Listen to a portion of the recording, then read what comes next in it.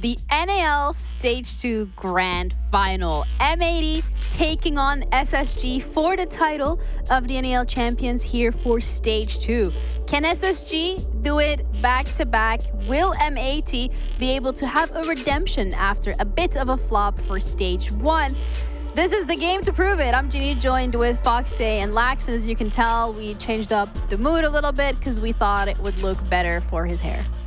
For my hair? No, I don't think anything can fix that. Because we just wanted to get in the mood for the finals. Oh, I thought it was like spooky season, so like make it more ominous. Maybe it's spooky season for M80 because they're going up against SSG, and what we saw last stage was that they had to crawl their way through that lower bracket.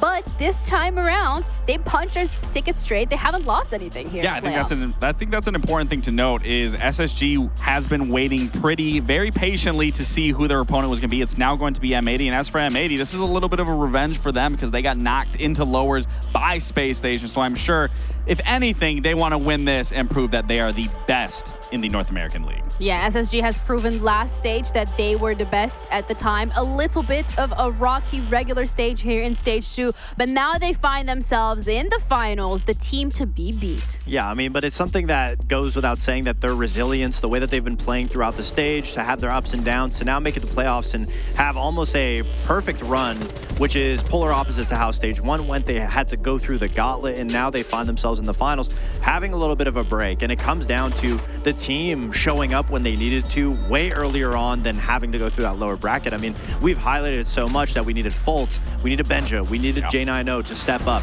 because we know Ashen and Newers are going to be doing such a phenomenal job. And the supportive cast from SSG, if anything, we're only amplifying and making everything so much better for SSG throughout the regular stage into playoffs because now they've been able to just excel with how well that they've been doing cumulatively as a team. Yeah, and this was the last matchup that sent M80 through this lower bracket run. I mean, you can clearly see this Space Station coming into playoffs is not kidding around. They are showing up on every single front, and you've already talked about Folt and J90 needing to be able to step it up. But when you're looking at that conversion rate of 100% going into that consulate match, I mean, that when you watch that game, that was such a good back and forth. And that map really came off of Ashen having a very pop-off performance against them. And then you look into Labs, I mean, they just completely shut out M80, and then we talk about that resilience, we talk about the ferocity, we talk about tenacity, and all of that just goes hand in hand with the way that SSG plays. And again, they've done this at a way faster pace, and that also is a little bit worrisome for me, I can't lie, because what really shined for them throughout that playoffs was having that resilience, having to fight tooth and nail for every single gain of a round, a map, into a grand final, where that carried them through of having that momentum. They don't have a lot of momentum this time coming around because they've been waiting and because they were so flawless throughout playoffs. Even in that first map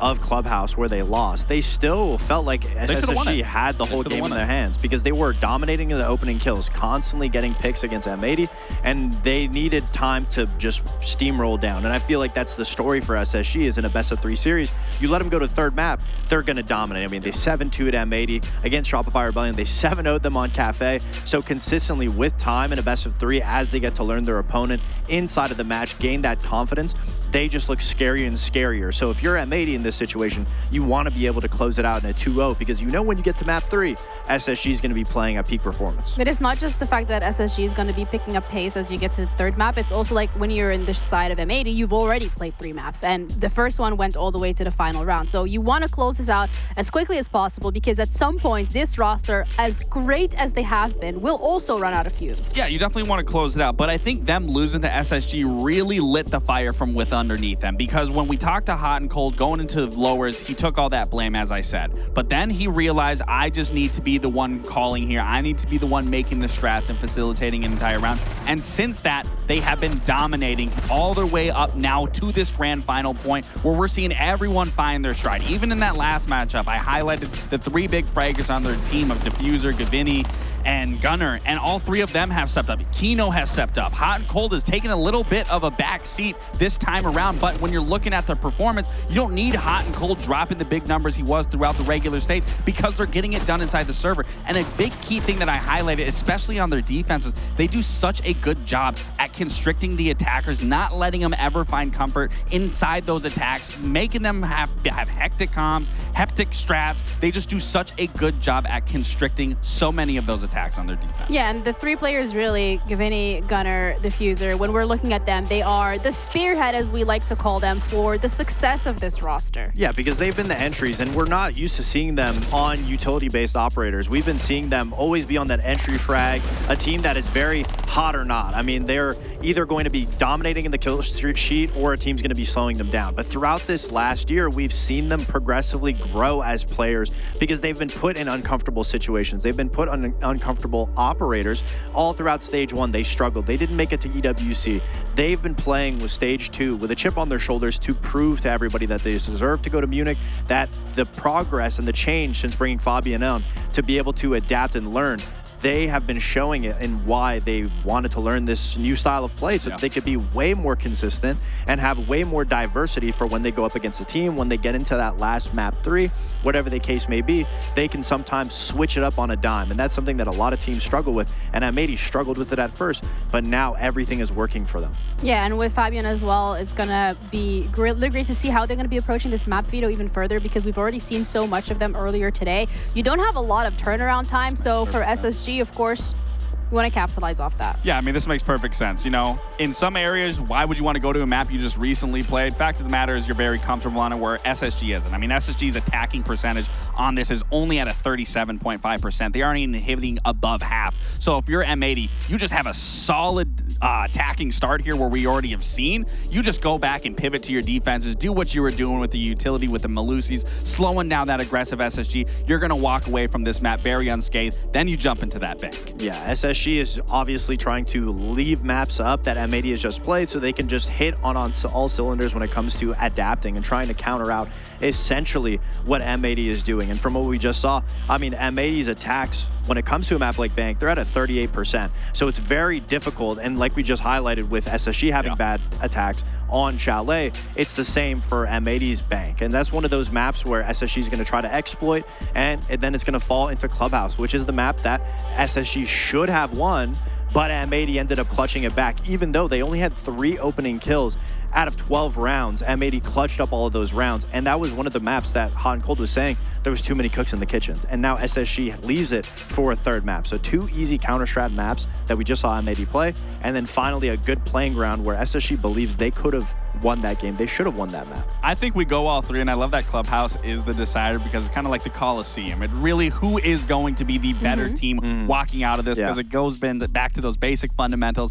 And like I said, I genuinely believe this goes to a Club's a map that's won based off of who the better team is. So we're going all the way to third mapper, but who's going to be lifting that title? I think if it goes to map 3, SSG's going to win. I mean, they're scary when you give them the time to just get comfortable. I got to go with M80, because we've talked about with both these teams just being able to carry momentum, and M80 has this time around had to crawl all the way from the depths, all the way into this grand final and carrying that momentum. And if they can start out here on their map pick and have a very convincing side, I think they carry that momentum through and through. Well, M80's got a chip on their shoulder after an unsuccessful Stage 1 here at the NAL. They've bounced back in the regular stage. They've crawled through that lower bracket, but can they close it out? Because SSG has a title to defend. Pride on the line for both of these rosters, but we're ready to head into the grand final with our casters.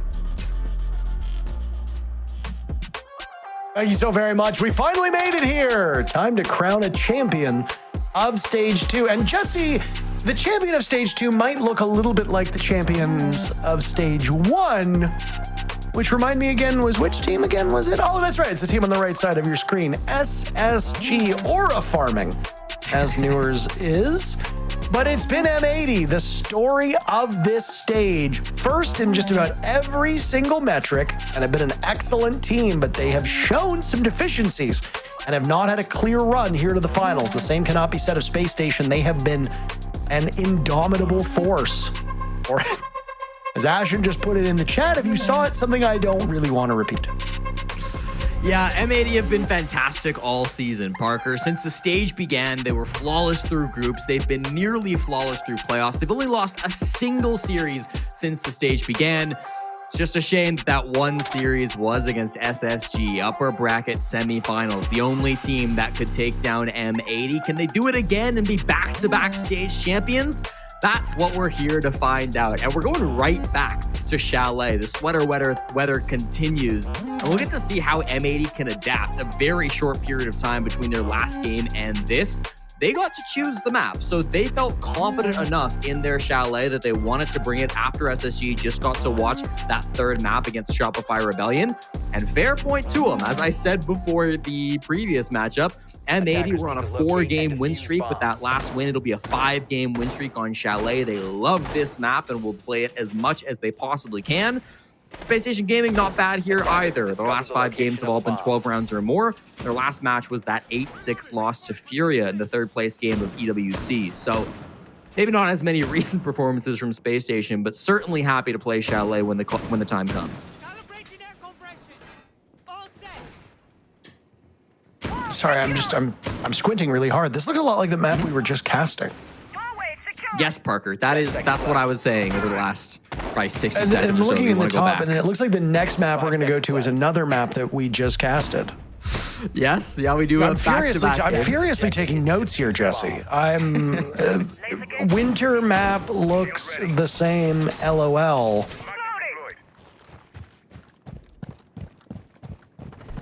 I mean, at this point, like, I don't know how. Okay. Yep. Get your thoughts together. We've got all day. Actually, we've got all night. Sure. I was just going to make a joke, but I'm not going to make a joke. I'll save them. We have to pace ourselves. Reload. All right, Parker. M80 pacing themselves as well in this attack. They're very aware of the library corner being played. That's going to be Benjamaster on the Aruni, who set up these Surya gates, who will now be playing behind them. Gonna have ADSs and probably magnets to defend him too. It's gonna be really tough to get him out over the spot. Capital bolts now being caught by Jaeger makes this really tough.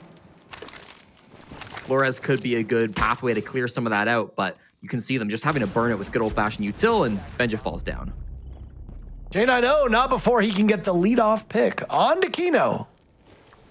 Kino has been a bit of a bellwether for this M80 team. So goes Kino, so goes the game.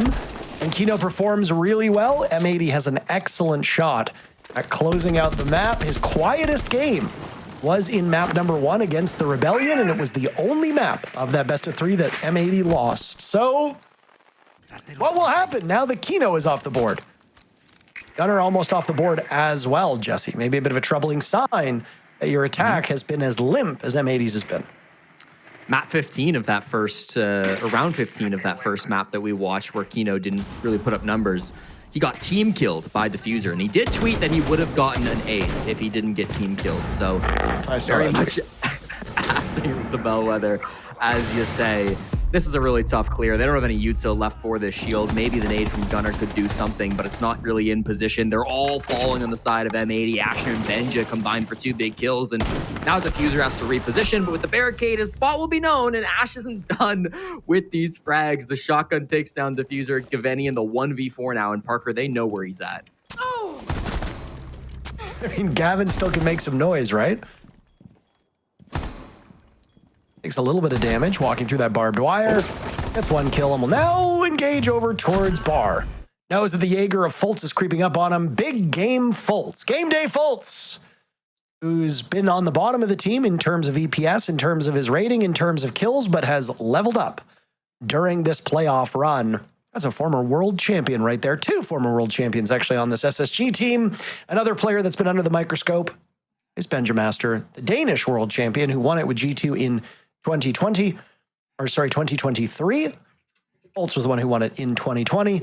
Both of them bring a lot of experience to a team that has some younger players on it in Newers and Ashen. And SSG did surprise us by winning stage 1 after that lower bracket run. This time, a much more dominant run as they made it without needing to lose a single series. And now here they are, potentially 2 maps away from being entire year champions. Spacestation starting on Bar Games might be in part due to the match that we just watched, because Shopify Rebellion were successful in both of their games' defenses. That came in rounds 2 and 5.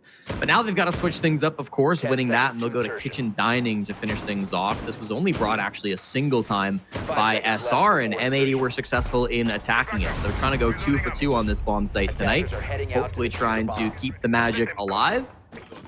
They've got a new look for it, I'll tell you that, Parker. This is not the lineup they had previously. Amaru from Hot and Cold, Diffuser on the Sens as well, a bit more traditional, but I'm looking forward to see what they can do with this.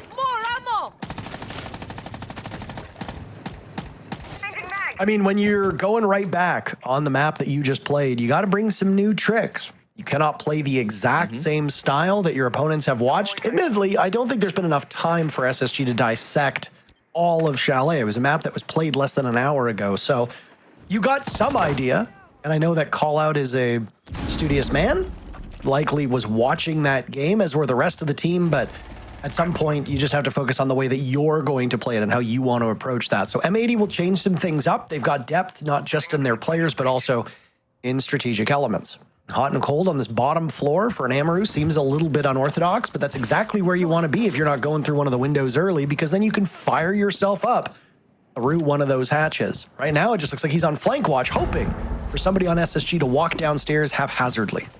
Yeah, dining hatch is usually the play, but usually you'd see Amaru do this with the defuse kit. Hot and Cold has no such utility, so it might just be a bait. You'll hear that Gara hook, and you'll assume it's going to be a plant inside dining, but in actuality, it's coming trophy.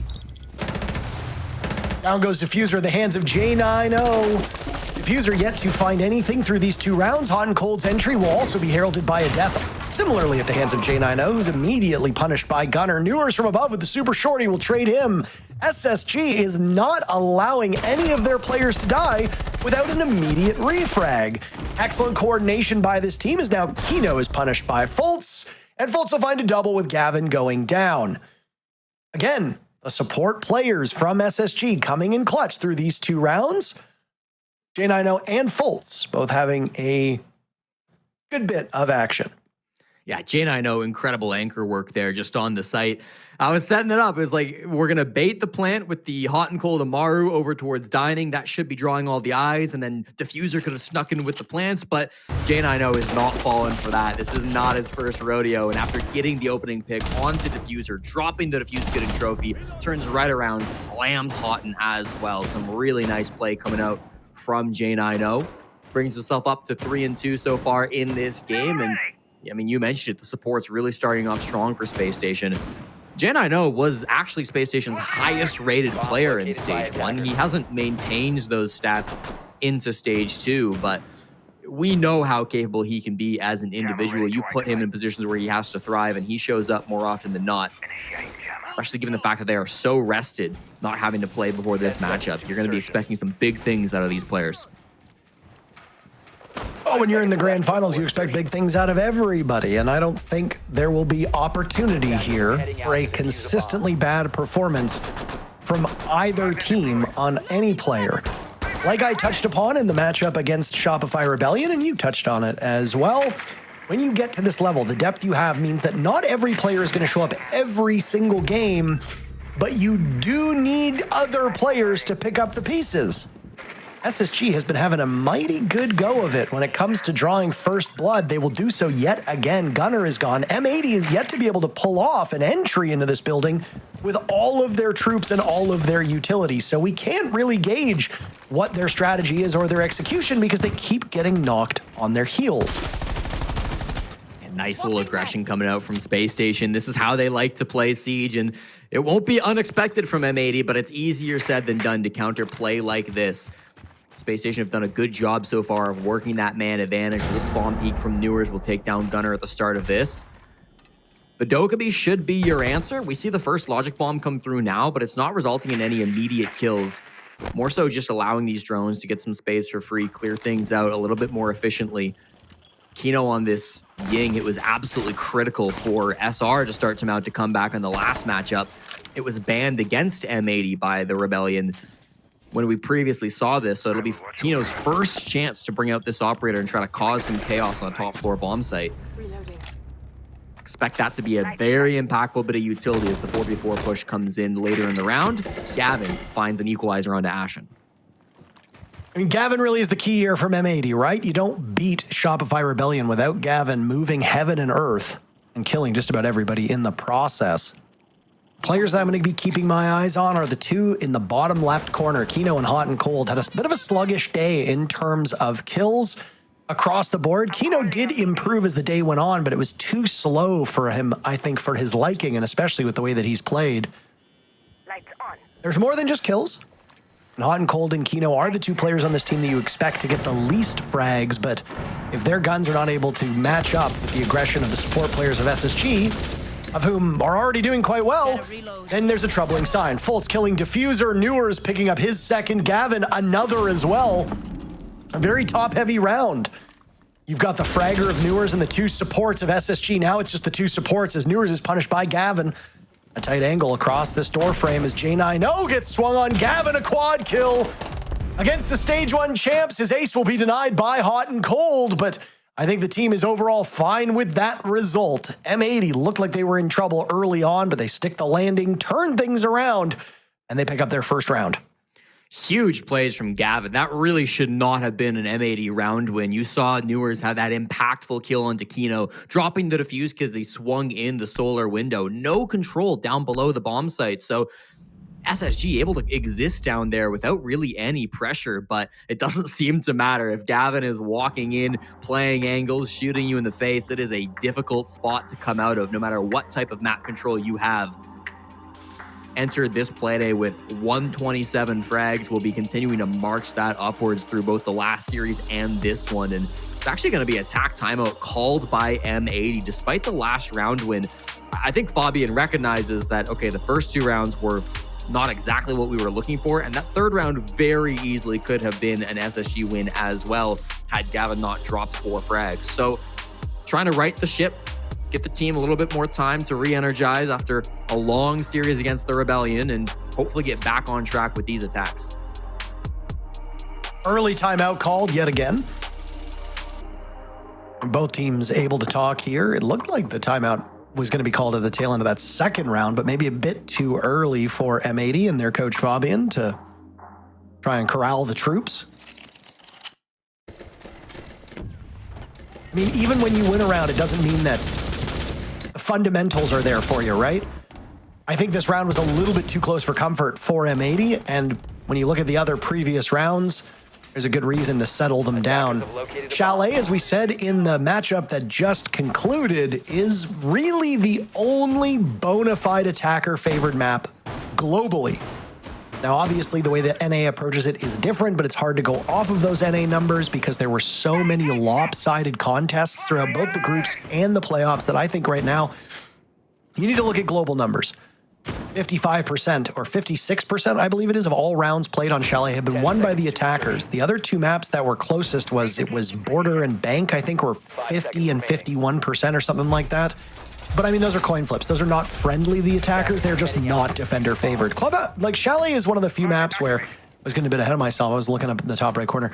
Chalet is one of those few maps that the attackers actually have a pretty distinct advantage. And it's been that way more often than not since the rework of this map some years ago.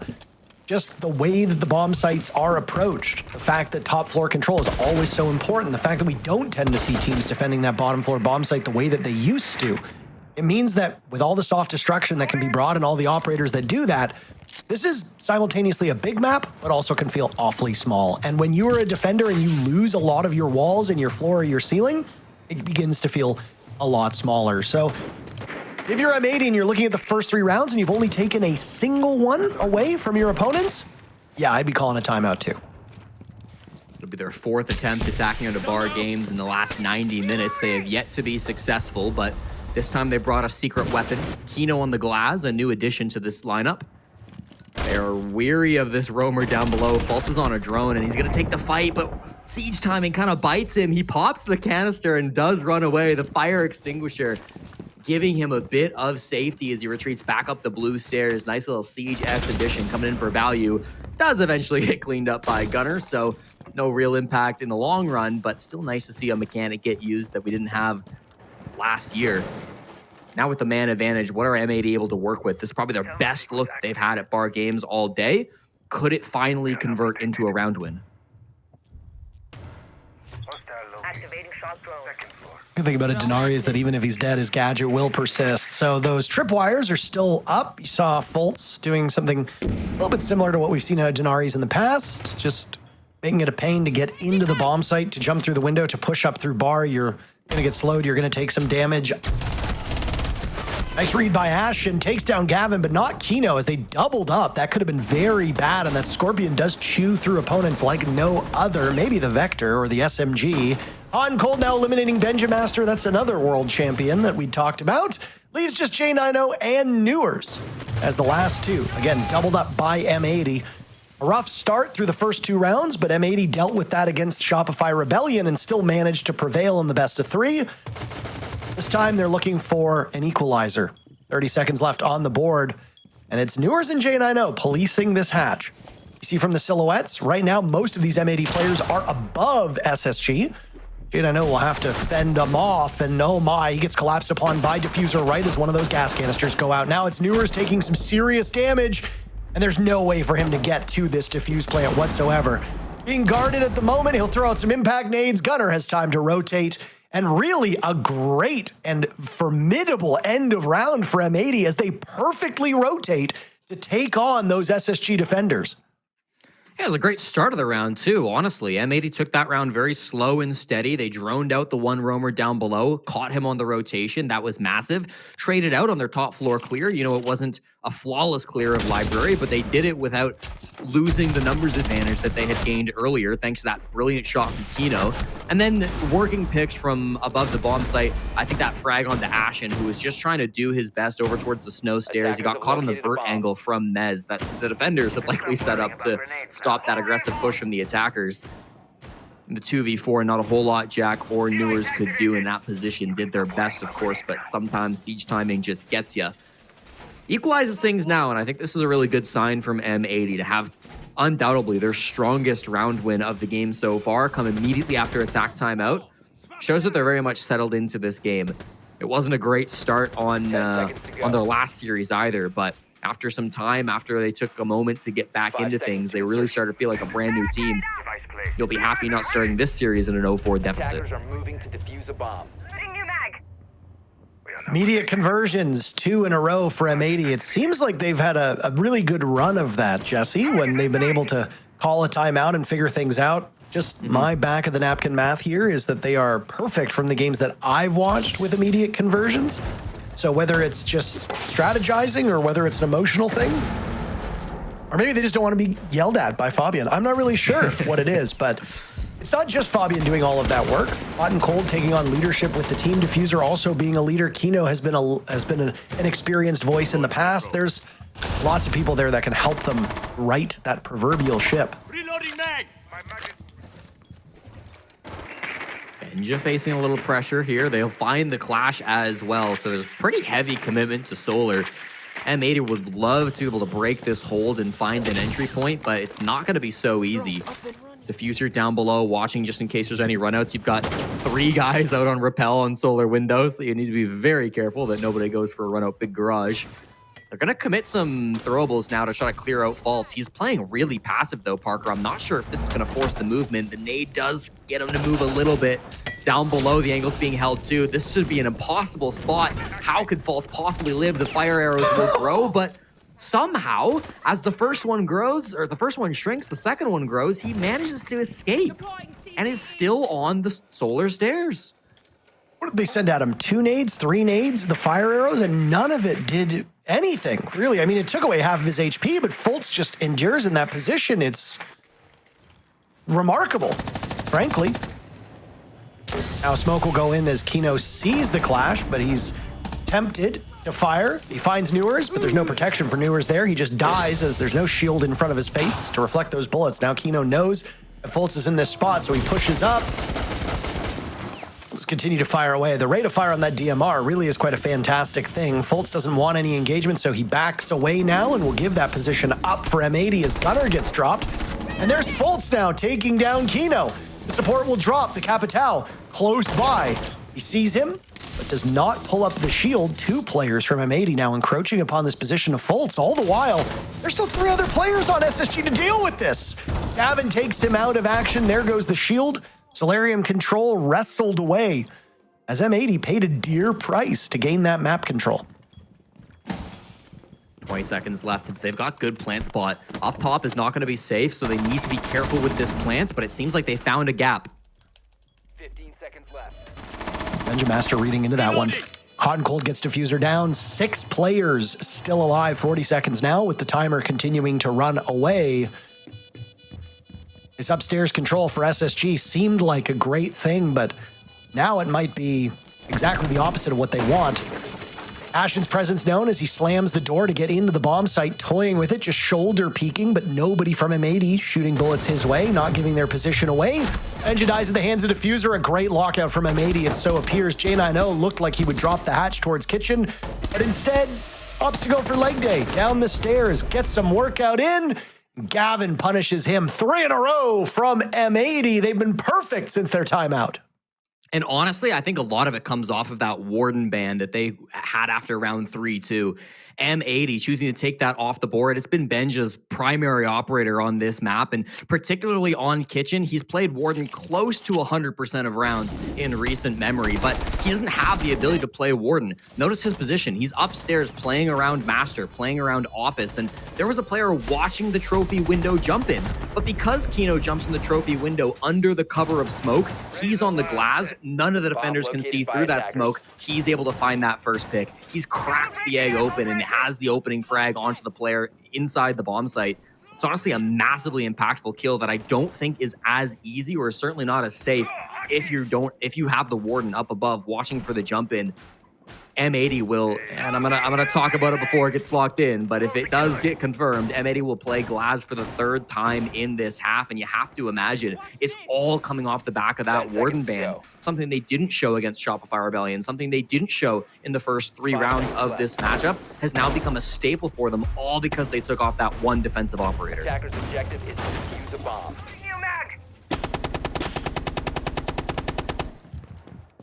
These SSG bans have really hindered M80 as well, so they've had to change things up with 2 operators that are very firmly in their wheelhouse. Both this Ying and the Blitz are just staples of M80, just as you say the Glaz is being used to take advantage of the Warden ban. Well, they don't really have a choice as well. Kino doesn't have that same flexibility on some of these operators. He's a very dedicated and very consistent player, but his operator pool isn't as large as some of his other teammates because it doesn't need to be. He plays these hard roles. And I mean, Glaz is a terrific operator, probably better than a lot of casual observers would think. And M80 is using the operator very effectively so far. Being concealed, doing some damage, not just the direct engagements, but when you have a Kali or a Glaz on the board, Jesse, and you don't have a Warden or you don't have bulletproof cameras or evil eyes or whatever can see through it, defenders need to act as if they can be seen at all times. It will change the way that they defend, even if the Glaz is not directly pressuring them. SSG will be fighting the remaining 1 minute and 50 seconds of this round without a pulse. Ash will not be on the operator, or Ashen will no longer be on that operator, as it was picked off early by M80. Believe it was the master bedroom window where he dies. Gavin outside the building, able to get that frag, potentially from spawn as well. Long angle shot. Might have been piano window too. I didn't get a great look at it, but regardless, from outside the building, he does fall, and we still have some roamers to deal with. It was Fultz and Benja on the top floor. It's just Benja now. We find him ratting inside of library. That's probably not going to get checked by M80. They see that there's a basement defense in front of them. Of course, the bomb site down below. Benjamaster, unlikely to get droned at this point. I'll be interested to see where they actually want to plant from. Diffuser does look like he's got the diffuse kit on the backside, which means it's probably going to be a wine finish, which means they probably don't even care about library control or anything like that. Benja will have to make quite a rotate to get that going, and Gavin is aware that there could be a flank coming. He might not know exactly where Benja's at, but he's watching the drones so that if something happens, he'll catch it. And I mean, because you've got the numbers advantage, you can stick somebody on dedicated flank watch. There are no operators on the board that lend themselves to it. No Grim, no Gridlock, no Nomad, nothing along those lines. The flank will be where SSG lives or dies. If they can pull off a successful flank and cut these numbers down, they'll be in great shape. Kino takes out Fultz. Immediately answered by J90, and Jack's Nitro Cell blows up hot and cold, leaving the diffuser completely vulnerable with 15 seconds left. Somebody on the side of M80 will have to take up the case, and it'll be diffuser to do just that. Gavin, the only one to watch over it, as Gunner's felled by J90. Third kill from Jack. Down goes Newers. J90 with a quad kill. No ace as diffuser shreds him. Ultimately a Pyrrhic victory, as it's a huge bounce back by diffuser, but the timer gives the round to Space Station. We're getting stage 1 J90 in the finals. Good lord. Huge impact coming out. Trades his teammates to take down that glass. Kino's been the biggest threat on this attack ever since they banned out the Warden. So once he gets his first pick, what happens? The call gets made, and J90 swings out to get the trade. Then the Nitro Cell from Blue. I mean, it's as traditional as is all any strat on Chalet. I mean, perfectly comes out to stop that plant. No one's able to shoot the Nitro mid-air, and then they just keep on coming. Strong position deep inside of the blue hallway will be massive for J90. Ties up this game at 3. And Parker, if you thought the first best of 3 series was lasting long, this one is tempting us with potentially an even longer one that could send us deep into the night. I personally can't wait to finish casting this, sleep for an hour, and then wake up and do Brazil with you. I think that'll be an awful lot of fun. No, I mean, it's been quite the gauntlet that you and I have been on. I mean, a lot of these players are in the same boat.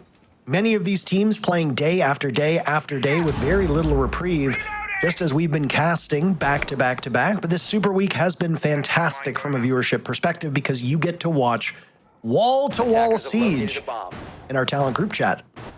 We had the Aussies getting annoyed with us because our games were going a little bit late, and they had to delay the start of their matches on this stream. Apologies to our good Australian friends, but sometimes there's just a lot of siege. Some would say too much. I say just enough siege. JES. Just keep that in mind. I do expect this to be a relatively deep best of 3.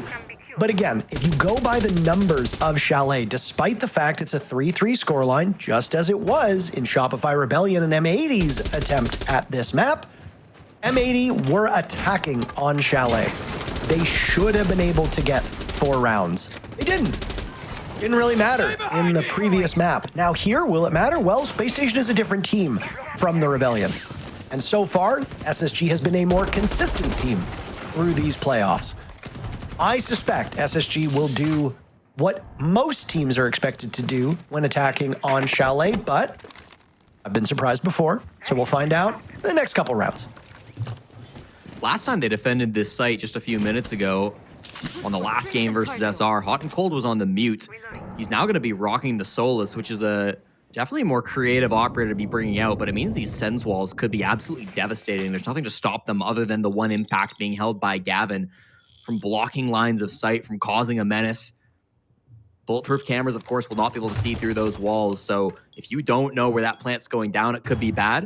I guess Hot and Cold will still be able to spot out the plants, but can he then feed that info to the rest of his team? That's going to be the critical factor. Logic Bomb comes out.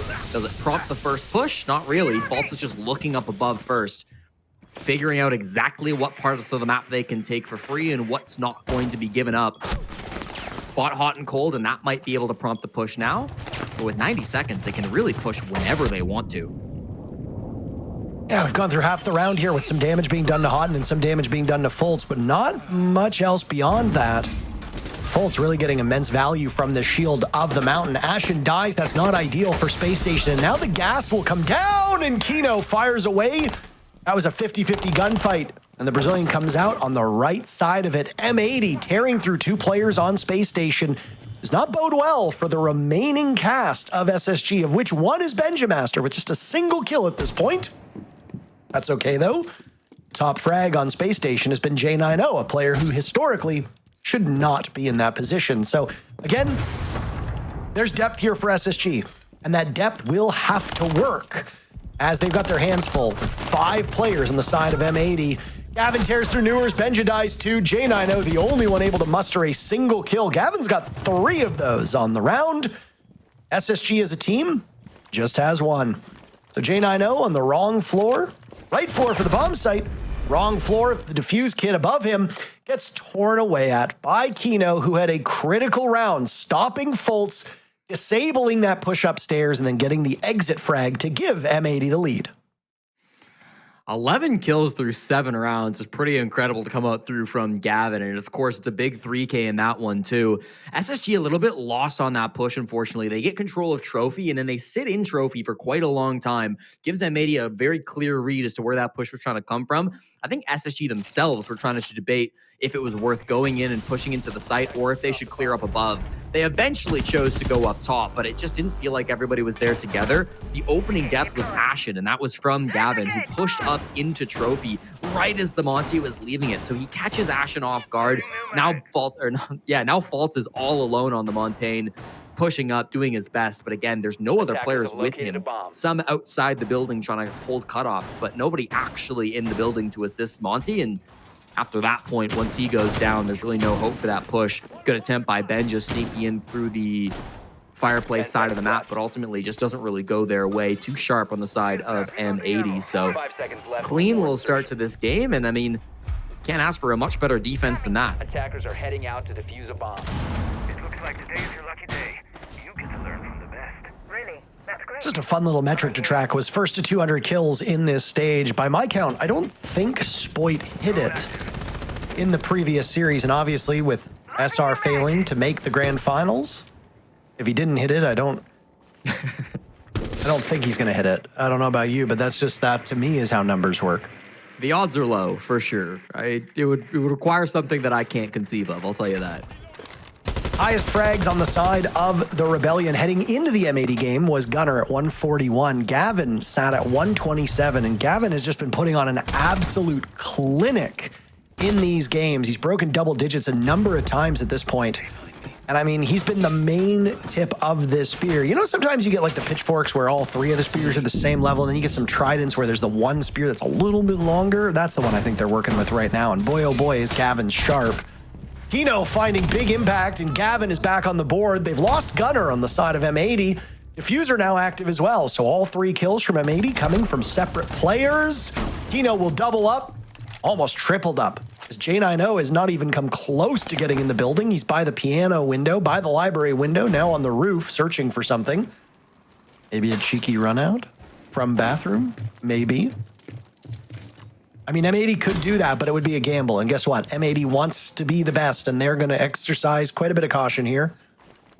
I mean, if I'm J90, I'm taking a timeout, and that seems to be it. He's laid down in defeat, a minute and 30 seconds left in the round, and Jack is just lying on the cold roof of Chalet. He'll talk to his team. M80 will win the round with a minute and 10 seconds still remaining. M80 calls it in the chat. And Jesse, my, what a stifling defense it's been from M80 through these 2 rounds. Yeah, lots to talk about up here on the roof. SSG, second round in a row where Faults on the Monty's completely by himself and ends up just getting shut down by a close-range defender. You saw a couple other players on SSG trying to enter the building. You had Newers over by Mudroom, ended up getting shut down. Ashen top floor library window jumped on in and also lost his gunfight. So it's been a very solo attacking half from SSG. It's uncharacteristic from them to be missing that team play, but I just don't think they've been warmed up on their attacking half yet. Of course, not playing in that previous matchup. It's been something that maybe they need to work into as the series goes on. I will also say, a little fun fact as of round 8 on Chalet, we can now officially say that every single attacking operator has been brought in the North America League, as Newers brought Yana for the very first time in that round. Which means we now have seen every attacker at least one time. We're still waiting on a couple defenders, Doc and Thunderbird, yet to be played. So I'll keep you in the loop if those show up, but seems unlikely. For what it's worth, this is one of the few maps where Thunderbird has actually seen some use. Another map is Oregon. Obviously, it's not in the map pool anymore, so a bit of a moot point. But I'm not too far removed from the days of remembering the roaming Thunderbird, where you'd set down 2 of her gadgets and then keep 1 in back pocket for you to play in what is often referred to as suicide spots, where you're just playing for a long period of time, but you know the outcome is that you die, whether it be on library stairs, whether it be on solarium stairs, whether it be off-site downstairs in kitchen. There was an application for Thunderbird. I just think we're at a point in time where, in terms of utility, you don't deal with as much chip damage as you used to. There's a big reason why Fink has not played either, and it's that there really aren't a lot of opportunities to get a player back up from the dead. Fink does still show up from time to time, especially when you're going with a rush trap, but there's more that needs to be brought. Smokes, secondary hard destruction, information. Information has never been a bigger deal in the game than it is right now. Maybe during the Mute Mozzie era, but that was more about taking information away, whereas now it's about finding this info. And when you look at the operators that get brought, Amos being brought almost every single round, a shield being brought largely for information, but also for aggression. Dokubi being brought. Lion has roared back into the meta as well. There just isn't room for some of these operators to find the pick rate that you'd maybe hope. Doc is a completely different story. A lot of times he was brought for the ACOG, they took his ACOG away, and now he's functionally useless. So Doc is still fun. If you're playing ranked, yeah, bring a Doc, why not? But there used to be a theory that, when in doubt, cog it out. You can't really do that anymore if Doc and Rook don't have the ACOG, and Rook in particular doesn't really have much usage anymore at this level either. Yeah, definitely telling that the only two healing operators on defense are the only two operators that have seen 0 plays. Reloading! Doesn't exactly bring value in a game where time to kill is as low as it is. Regardless, this time around, M80 are in no short supply of different defending lineups. They will bring another new setup to bar in games. Hot and cold on the Mira is not something that we've seen from them before today, so going to be interesting to see what he wants to do with it.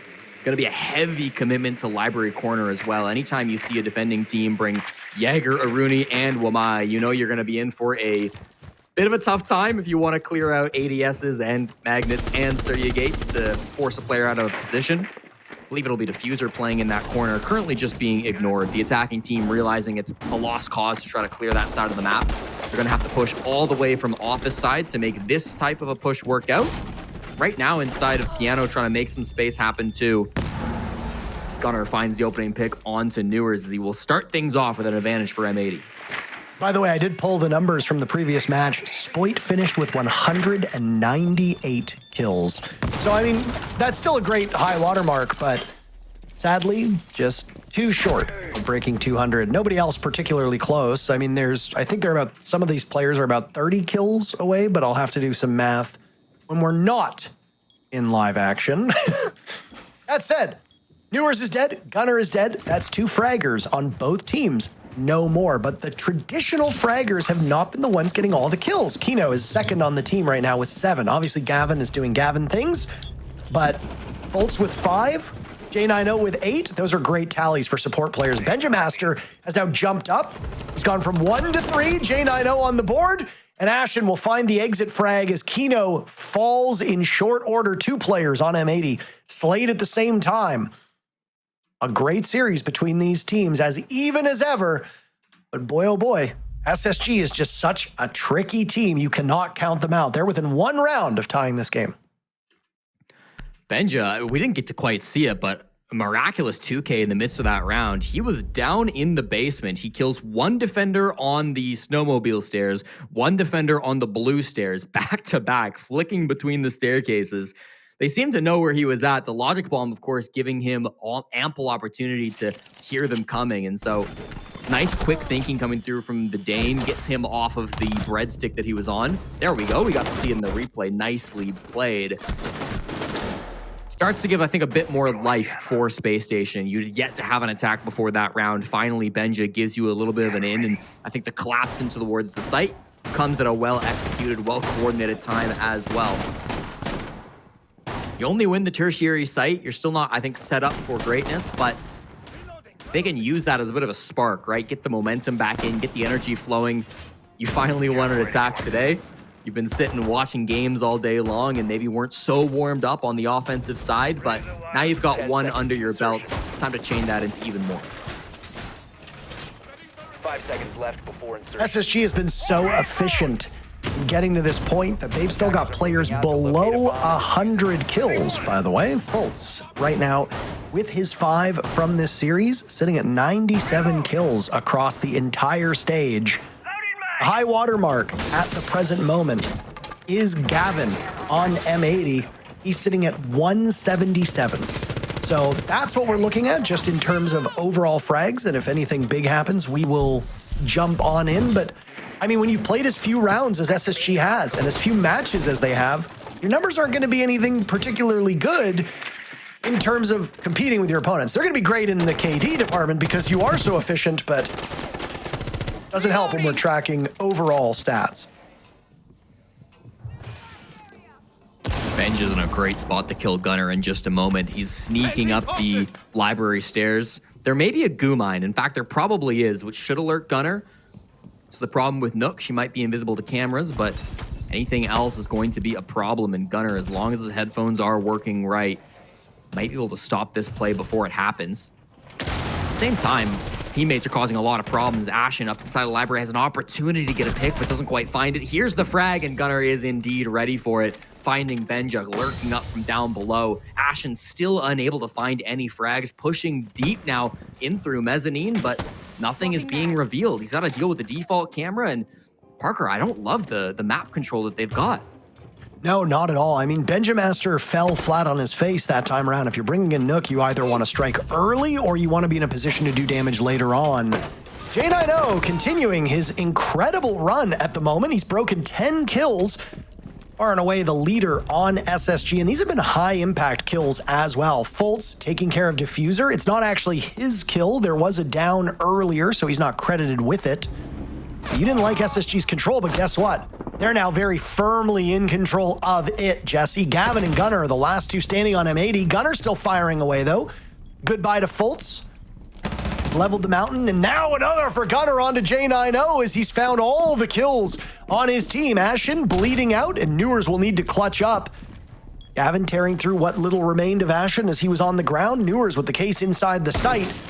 He'll be watched by that bulletproof camera. He has to worry about the kill holes above, of which there are plenty. And most importantly, there's that hatch. He'll smoke off some areas as he spots Gunner playing on those trophy stairs. Newers needs to pick his poison. Swung on by Gunner. Huge round from Gunner. Big round by M80, and they move to map point. Massive coming through. Gunner wants this victory in the NAL, already being qualified to the major. He's been to 4 majors. 3 of them were with that old Shopify core of the Sonics. The 4th one he ended up winning. Now in a great spot to be the #1 seed as well, starting to run over SSG. It just doesn't feel like they can get their attacks in order. And Parker, I hate to be a broken record, but again, for me, it's the Monty. That kill right there, trying to walk into the bomb site. There's no trade for it. He can't survive as Gunner is able to hit that shot with the vertical angle. Feels like every time we've seen Fultz bring the shield operator, the team isn't able to work around it. He's not in the proper position to make that space and force kills for his teammates.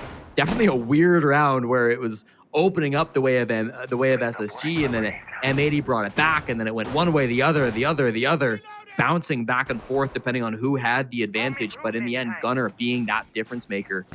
Great play from up above to watch that diffuser. 10 seconds After they remaining. downed Fultz, they were able to get even more kills because the kit was on the ground. I mean, it was just really 5 good seconds control from the top floor. Attackers must locate Troubling and sign defuse the for bomb. Space Station here as M80 have worked this disadvantageous second half into a spot where they're now ready to close it out. Now SSG seems to know how Shopify Rebellion feels. M80 and SSG did do battle earlier in the bracket, if people remember. Obviously, with Space Station making it to the grand finals, they prevailed. It was a 2-1 scoreline. The maps were Clubhouse Consulate and Nighthaven Labs. Only one of those maps will be played, and that's if we go to a best of 3. So there's no, or if we go to a third map in this best of 3. So there's no guarantee that we will see Clubhouse. Clubhouse was won by M80, 7-5. So still a nail biter, a really, really close match. But when you get to this point in time, as we said during the SR M80 game, and we got to see, you expect these teams to be closely matched, and you expect these games to go deep. Overtime right now not looking terribly likely. Now it's Fultz getting lit up by Kino as he blanketed that doorway with some gas, fading away towards the library stairs. He'll go for seconds. Diffuser now taking some serious damage at the hands of somebody unknown. Maybe Benjamaster, unsure. Hot and cold with the very first kill. Down goes Benjamaster. Setting a nest. Hot and another as they trade him and Ashen. SSG really suffering through this, Jesse. I don't like their odds at the moment. A sweep in, no. Down goes Diffuser. J90 on a rampage, taking down Gunner 2. Now it's Fultz breaking 100 kills. Newers dropped. Gavin last man standing, and he's shut down by J90 as SSG survives for one more round at least. We will go all the way. Round 12 on deck. Parker, I don't have a damn clue what we're watching in this game. SSG, from a man disadvantage, bring it back, and it's all thanks to J90 walking in that office door, getting his 1000th kill in that round. Massive impact to come through. I was about to say the same old song I've been singing since SSG started their attacks, where Fultz was seemingly all alone on that Monty, taking big damage. Then his teammates were falling elsewhere on the map, all over the place, but maybe it's all on purpose. Maybe it's just the distraction play. Everybody's eyes are focused towards Monty. They're looking at the entry into Piano. They're looking all towards the west side of the map. Who's then creeping in on the east? Of course, it's J90. Huge frags to come on in from him, and I think he's been an absolute standout from SSG, saving them in this game, giving them life now on round 12. Running the exact same bomb site back, and the exact same operators will be M80. They did not feel like that round should have gone awry, and we'll try it again here. Let's try to win the map and send us over to bank with a lead. Action so fast, my brain broke, by the way. Meant to say Fultz still in pursuit of that 100th kill. He's still 2 away. But beyond that, I mean, you've got the support cast fragging. You highlighted J90. Would you say he was the best rated player in stage 1, Jesse? Yes. He has been sensational in his role. He's been providing good value on the operators that he plays on. He's playing this pseudo support now as he's bringing Striker. Your job as Striker is to just blow things up, and that's your utility, right? Flashes, grenades, drones, get some kills. You've got the M4 in hand, the gun that's usually on Maverick, but there's no real purpose to bring a Maverick on Chalet, so if you hear that gun, it's not him. It's one of the 2 recruits that were added to this game a number of seasons ago, reworked from the regular recruit. M80 will run back a familiar set of operators now, as Denari is a staple of seemingly both of these teams, but has been favored quite heavily by Gavin. I mean, why not? You've got the Scorpion. It's a terrific gun at close quarters, and it really does slow down your opponents when you've got all those Denari trip mines scattered about. SSG will have to tussle with them. I mean, I hate to point fingers here because it's been so impressive what the supporting cast of SSG has done, but Newers and Benjamaster combining for 7 kills is just frankly not gonna get the job done with the way that they are being deployed on this map. Ashen takes down Gavin, and now Gunner will drop, and it looks like SSG will be pushing us to OT. On Cold's got something to say about that. Down goes Newers. Not much that Newers can have impact-wise. On that Twitch, any anti-gadgetry must have already been done because now those drones will just sit inoperable. Just a little bit over a minute for SSG to use this lead and this advantage they have to secure a 6th round and send us to OT. Time to reset if you're M80. You already got aggressive down on the mid floor with Hot and Cold, and he barely escaped with his life, so I think it's unlikely you're going to get away with another aggressive little play. They do still have good site utility. Mirror windows are up inside the site. Kino, 3 Toxic Babes in his pocket. Not sure what the plan will be from SSG. Last time it all came off a big office door walk-in. I don't think that's going to be the play this time around. They're opening the wall as if they're going for a plant strategy, and I don't hate that, but again, with a Nitro and 3 Toxic Babes, planting on this Monty is not going to be the easiest thing in the world. No, they just have to bait out this utility, and with 30 seconds left, this is about the time where you want to start blanketing the bomb site with gas and explosives. Kino's been very patient in this regard. Nitro cell goes out, nobody to be found! But Hot and Cold hits the hottest flank at 2025. Down goes Benja, down goes Fultz. Kino with 1 kill. Suddenly, SSG's advantage has completely evaporated, and J90 and Ashen will have to work together to save this round and save this map. The smoke of Kino picks up on Ashen, and the best player for SSG will accomplish nothing in a 1v3. Kino shutting the door on a comeback. Wow! M80 a stunner in that round, and they take map 1. The most mechanically talented captain in North America with a huge flank. I didn't think he'd commit to going back down to the mid floor after being on 1 HP, but Hot and Cold does things that nobody else would dare. They take their own map pick. They get themselves into a good spot in this series, but the day is far from over. They know it, so do we. We got map 2 coming up right after this.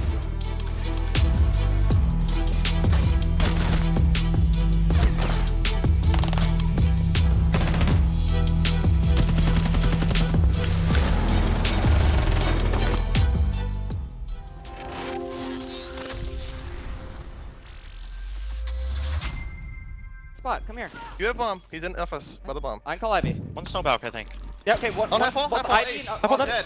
That's one Ivy. Wow. Hi, Ivy. Good fucking call, Sean. Come on, Oh my god. What fucking calling that is. That is brilliant, Sean. Good shit, guys. Good shit, my boy. Good fucking great job, guys.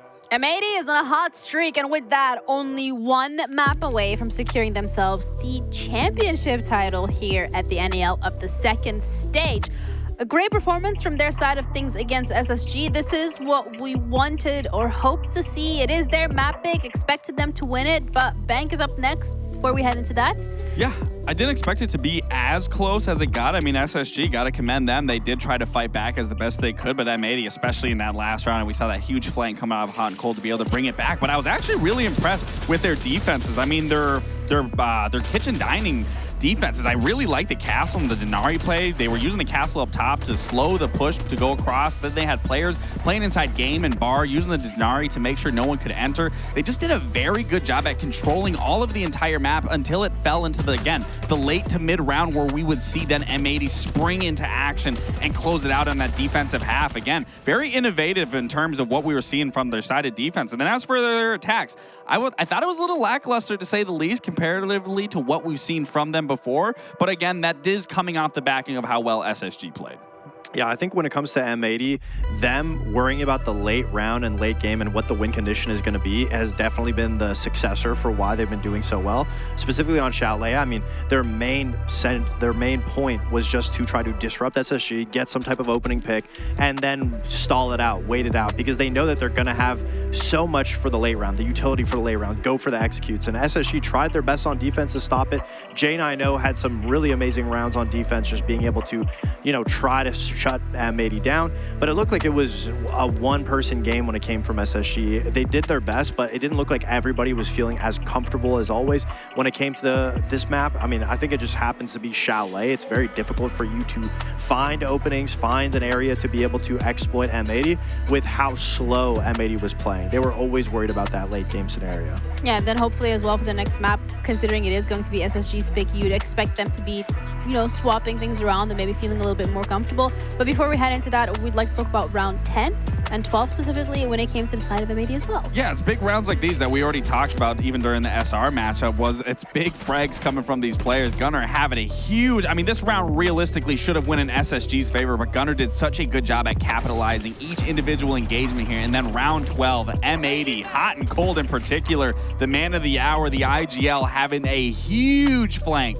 I'm sure they would have much rather had the Nomad for this setup over the Striker to be able to negate any of these flanks coming out from that side. But again, masterclass coming out of here from Hot and Cold. But it just speaks into what their defenses really look like. They're constricting all of SSG, not allowing them to find comfort and hitting them where it hurts. It was a really great play, and that's why everyone was commending Gunnar for the call. I guess he must have made that call, but they essentially, as Hot and went for that flank, they powered through Library, coming up main, and that's why we saw Gunnar on Catwalk, essentially them retaking Library, and Hot and Cold played it so well because it wasn't necessarily about getting the kills, it was just about throwing SSG off so that they would have to look at so many different angles while everybody else from site pushed out. So it worked beautifully well because Hot got the pick and then played his life on the blue stairs. But Chalet is undusted. Bank is coming up next very, very shortly. So in that regards, when it comes to SSG, this is their chance really to put a shit all the way to the decider. But for M80, it doesn't look like they're running out of steam. They're on one today. And this is what I mentioned, the momentum that they're carrying all the way from the losers bracket, coming off of a very hot game versus Shopify Rebellion. It's a very real thing. Now, by no means do I think SSG is just going to fall over. They're going to find comfort more on their bank map because,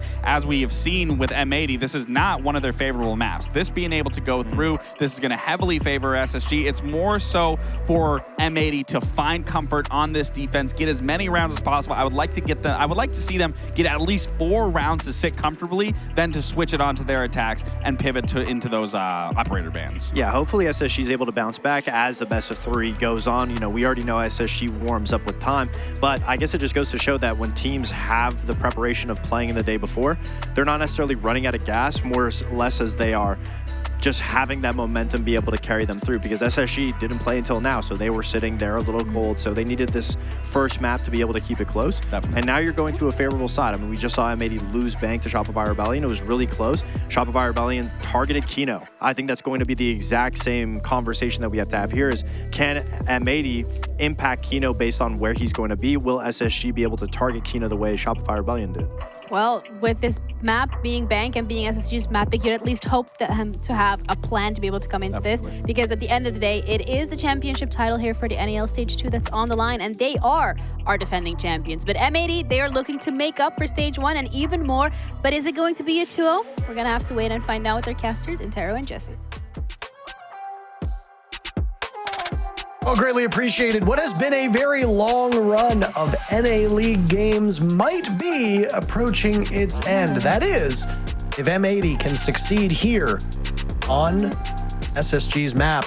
We will go to familiar territory for the astronauts as they look to stave off defeat and give themselves an opportunity to go to Clubhouse Map 3 to be the Stage 2 champions. That's the only pathway forward for Space Station, because if they fall here, M80 takes your crown and assumes your throne. Jesse, we have been treated to some terrific games over the last couple days. Do you want it to end? Do you think it's going to end? Do you think SSG can do it? Or do you think M80 is going to win it all? Parker, I mean, we're here in the grand finals. It would be a shame if we didn't go all the way to map 3. I'd love to get a little clubhouse action between these two teams. And frankly, I think we will see it as well. M80, they've not been a great bank team since the stage started. They just lost an 8-7 game to the Rebellion a few hours ago. So anything is possible. Maybe M80 will power up on this second attempt at bank, but frankly, it's going to be an uphill battle. And I mean, an uphill battle just to actually get into the lobby. Heard that there was a rehost and a game crash, some issues, so a break is ready for us. We'll come back with map 2.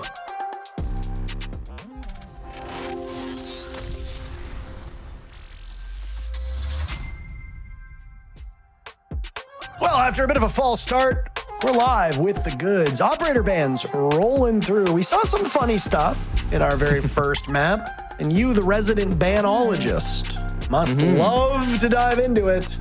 Does anything stand out? Maybe one operator in particular?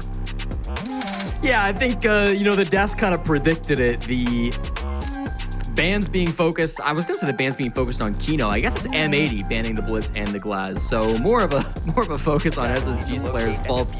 Maybe going to be hindered the most with that. That Glass ban going to be a bit of an oddity on a map like Bank. Again, you traditionally look at Bank and you expect to see Habana ace every single time because it's so powerful to have ranged hard breach on this map. Habana great for the hatches in the basement too, of course, but ranged hard breach will help you get the Kanto wall open. It'll help you pop the mirror windows or get angles into Janitor if you're playing from CEO. It helps stop mirror tricks in case there is some mirror trick shenanigans going on, as you sometimes see on the server wall down here on the bottom floor. So these are by far the most common operator bans that you see from attackers, but I think as the meta has developed and as we've had more and more time in Siege X, teams have been experimenting more and more, and teams have gotten a lot better at attacking Bank without Habana or without Ace. So you're seeing a lot more experimentation coming through. SSG taking out both the Kaid and the Mira, very common bans to your move. You'd never see Kaid left alive on this map. And then the Mira as well being a very common ban. Very similar to what we saw out of SR when they banned their operators. Very eager to see if a conclusion is in front of us or if we go deeper in. It's been a real pleasant time casting as much with you as we have over the last couple days, and as the teams are working through stuff, it's nice to be able to voice the progress and the improvement that we've seen. It'll be interesting to see how these teams handle the international competition in Munich. M80 and SSG have both qualified. Wildcard and Shopify Rebellion are the other two teams. Yes, you heard that right. Wildcard is one of the teams that will be going to the Munich Major. Not easy, not OXG, Not like you thought. Wildcard earning that rightfully. Newers with the first pick, and, well, here comes the dance. Down in the basement of Bank. Gas goes out. Fultz, he was a bit belated to get into the site, has to back up a little bit. Now it's Newers searching for kill number 2 onto the Goyo, who manages to evade the lion scan for the time being. Newers will see the leg of the smoke and do some damage to Kino. There goes that marigold-colored gas, and down he goes to Gavin. Now it's hot and cold, getting up nice and close. Look at this double Talon shield. Ashen with a kill as well, as Benja had gotten one just before. Now it's Gavin and Kino. We're inside of Garage to do battle. That's a bit of an ugly one from Fultz, but that's okay, because you got backup. Ashen in this position, shreds Kino. Gavin's moved out of the way, and he gets finished off by nades. Hucked down by Benjamaster as SSG start off Bank strong. Classic little server OSA push coming out from SSG with some pressure in Garage and up above as well. I think the top floor pressure actually from Benja was very critical in winning that round. Yes, you've got the OSA plank coming down, which is massive as well, but Benja's able to really catch a couple of kills top floor and stop M80 from really doing anything with that OSA shield coming down. I would have maybe liked to see M80 adjust a little bit as soon as they saw those OSA shields. It wasn't a surprise that the OSA was being brought out. You had plenty of time to witness it, but the only Nitro cell that was being played was in the pocket of Diffuser, and he never even touched the bomb site that round. He played the entire round up on the top floor in open area, which just didn't feel like a part of the map that he could be impactful with. A couple of impacts in the pocket of Gunner that round as well, which maybe could have been used to counter the OSA, but he goes down kind of towards the Garage side of the map, the opening death in that round to Newers, who made the entry point on the ace. So didn't feel like they responded super well. They're maybe going to agree with that assessment as they run the exact same bomb site back with the exact same operators. SSG will not give them a chance to replay the same round as they don't bring the same attacking lineup, but even still, M80 want to redo on that one. In fact, SSG was able to pull that off with an OSA instead of a regular shield operator is really quite impressive. And I mean, that's a bomb site where a Blitz is great, a Monty is great, a Glaz is great. Two of those operators have been stripped away from this SSG offense because of how impactful they were on the previous map and frankly how strong they can be here on Bank. It's a little bit more normal for SSG. Kapatawa, hugely valuable operator on this bomb site. If you're going to have a shield walk in, it'll be the Monty. Smoke off a couple pain points, flame the rest of it, force the defenders to waste their nitro cells, their gas, as Kino will be playing smoke probably most rounds. We've also got those Goyo canisters strewn about. A bit surprised to not see a Twitch being brought by this SSG team with how much value you could get, but I suppose they're only really worried about the Goyo, and that can be handled with another operator that doesn't have a drone. Yeah, you don't see a lot of Twitch from SSG on this map. Sometimes in the basement you'll see it run by Newers or Benja, but it's been a while since they've pulled that out. Didn't get any play the last time they played this stage 1. That was, of course, their last game against Envy this stage, where they did walk away with a victory. 6 plays this season with a 3-3 record. Now, Gunner is not in the elevator with the hatch, so he's got to fight his way out, but he does just that, Parker. One big kill. He does lose it in the end to Fultz. A little bit goofy, but, I mean, getting 1 kill is better than he should have. My! You sacrifice your hard breach. That's quite devastating. You've already used your secondary hard breach. It was brought by Benjamaster's Grim. You've got 2 more in pocket for Fultz, but I don't know if he's in a position to do much. These hatches already opened up, so those will likely go on the walls down below. If not, then you don't even really need them, and that's great. You've accounted for all the issues, and you've already found yourself ahead of the problems. So, Diffuser also potentially living on borrowed time. Nope, there's 1 wall that still needs to be opened. Also walk in to scout things out. 1 Goyo canister will need to be handled right by that door frame. It's been pinged by Spacestation, so somebody will be charged with dealing with it. And there we go. 36 seconds when it's popped. 20 seconds on the flames means 16 seconds free and clear left in this round for the defuse to go off. Ashen, standing above in a very common spot, will have both fire arrows and both smokes to shoot down and deal some considerable issues to M80. Out go the gas canisters, and in will rush the Monty. A full shredded by Kino, whose gas canisters don't do the job. Benja, an unfortunately timed team kill, and he'll have to redeem himself, but with very limited time. 4 seconds left. He attempts the defuse plan, and it's a jump over for Diffuser to get one of the easiest kills in this playoff for M80. They answer right back. Time management, an issue for M80 as SSG blanketed the bomb site and played the clock so well. You remember back on round 12 versus the Rebellion, Kino got his first kills of the map when he pushed up deep into server on the smoke to stop both the plant denial and the plant coverage from going down, forcing that incredible round win on number 12 for him, forcing the overtime, I should say. Does a similar thing in this round. He uses his Toxic Babe so perfectly to deny the time, forces Faults to go for a really weird plant position. He's got to kind of dodge the smoke, go quite deep into the site, probably farther than he would have liked. Didn't quite have the smoke coverage that he was hoping for. Kino pushes past some of that smoke, finds an angle on the plant going down, stops it in its tracks. And I think as soon as that Monty dies, it's game over for Space Station. Was a little bit worried after the double... I'll call it a roam. The double play up the top of main stairs ended up going down with Gunnar and Hot and Cold dying in that 2-for-1 engagement. But M80 didn't panic. They stayed calm. They knew they had time on their side. Toxic Babes, a Nitro from Diffuser, which didn't land, but still got good value. Goyos from Gaveni, again, not being popped without a Twitch drone. So classic bank basement defense coming out from M80, and they get the job done without numbers.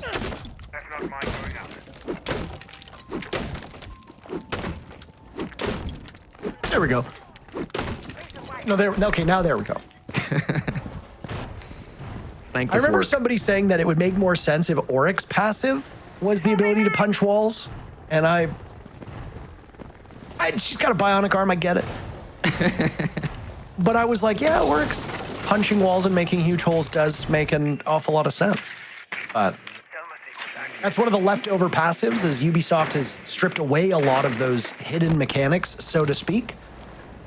Withstand for Zofia was another one, if people recall. Now Withstand still exists. It's just when you have the Rook armor plates on. Gunnar, a nice long-range shot, and the Dane is shot down from outside on rappel. SSG cannot continue to lose early picks. The utility that's lost is so valuable, and it puts them in a terrible spot against a team that's been pretty sharp on defense so far. Gotta watch out for those long-range shot with the DMR. Gunnar can be so efficient with them. Still holding that top floor control, and you start to wonder what is SSG's game plan at this point. They've got Ashen in through top square, playing on that gridlock. Got a couple other players playing on the rappel angles, but generally your game plan will be clear the entire top floor and then commit to either a stock hatch drop or going through bottom square to get that plant down in cafeteria. J9O is droning through top, and he notes that there is nobody there at the moment. M80 eventually do fall off of it. They've just got Diffuser in the basement. If they're going to go for a square push, that's going to be a huge problem. Even if they go for the stock drop, he can walk up main, I do suppose. But with 60 seconds and without any real entry point, they can only just now get started on the soft destruction on the floorboards. I don't know, Parker. The time is not going to be on their side. They need some real big performances from individuals if they want to walk away with a successful round win here in number 3. I mean, the Ram's really your best option at this point for soft destruction. That Sledge could do so much damage, taking up space on this top floor, but alas, what could have been? Benjamaster's early death has not just put SSG in a hole numbers-wise, but also no gadgetry that could have a gigantic impact on this round. Ashen's been given an opportunity to get close to the bomb site, and he misses out on it as there was a player inside a break room that he wasn't aware of. They're worried that he might thirst the kill. Hot and Cold finishes him off, and now it's J9O to pick up exactly where he left off. Now a drop in is greeted by M80 as we're running out of time. Only a couple seconds left. Newers and J9O on the board, but J9O is silenced by the weapons on the side of M80, and it's 2 in a row for the team in highlighter yellow. I don't know exactly what color that is, but it's kind of a greenish yellow. Help me out here, somebody, please, desperately. Marco, if you're listening, what color is it? Either way, M80, 2 in a row, and they take the lead on Bank. Yeah, it's nice to see a team like M80 have such a deep strat book on so many different maps. You know, I think almost any other team, especially in the NAL, any of these lower teams, if they played the same maps back-to-back in 2 separate series, you'd see a lot of the same defenses, a lot of the same strategies coming out. But M80 seem to have an endless strat book of sites to go to and of game plans to run. They only played open area a single time up against Shopify Rebellion, and that wasn't until round 11. So you would watch that game and you think, okay, well, this team clearly hates open area. They don't want to go to it. It's not the bomb site that they want to play. But now against Space Station, well, it's the second site that come out after that basement bomb site. And certainly the defensive setups had some similarities between the two rounds, but I still think it's impressive how much they're keeping SSG on their toes. They're going to call attack timeout at this point, just feeling like maybe M80 are holding a bit too much pace in this game. You go back to that last round, and what do SSG do after losing the opening pick? They stall around for a long time. They basically just wait for M80 to concede the top floor to them. They're never really able to challenge it after Benja dies, and so ends up being a low time push without really great soft destruction. Players around the map really just struggling to get anything done, and the stock drop, I mean, no hope of that push working out. So difficult if you're SSG. The Monty eventually gets banned out for faults, and the smoke gets removed from Kino's kit. So targeting the operator of the desk, or the player of the desktop that might get target bans, and well, we'll keep the site rotation going as Archives Tellers as round 4. Kino really just being bullied across the board here by these SSG bans, so no smoke. That's going to be tough. 10 seconds. I mean, it's definitely possible to pull this off, but hey, 5 seconds. that's how she goes. Blackbeard, the shield being brought now by Space Station as Benjamaster will run the sledge back and hope for better results this time as he was picked off early. This is yet another bomb site where some serious damage can be done. Downstairs, Archives Tellers. You got a ram up there, likely repelled, yep, exactly where we thought on the front side of the building. Immediately a boogie drone will go through. Newers doesn't even need to line it up. You hope that it's doing what it needs to do and doing the damage it needs to do. He's got the next window, and he's still got 2 more boogie drones in pocket to strip away at some of the protection for the defenders down below. Though this isn't typically a bomb site where you actively hold the bomb site. You'll typically be either upstairs or on the periphery of the bomb site. So you'll have a rotate usually leading to the stairs, or you'll have somebody playing an open, or somebody by tellers, or inside a lobby. But upstairs control will be the main focal point here for M80. Hot and Cold about to get found out by Jane. I know he's just outside the loan office, and he's here to shoot some ex-Kairos. I don't think he knows Houghton is here, and he's going to pay the price for it. Not taking the time to shoot off those Habana pellets, deciding his life is more worth it, and he gets out just to make sure there's no trade to come through. Like that a lot from Hot and Cold. It was a real rat spot, and one I was watching since he got there at the start of the rounds, thinking, oh, will this amount to anything? Absolutely, it does. You wouldn't be able to make a play like that if you banned Habana and Ace. That's for damn sure.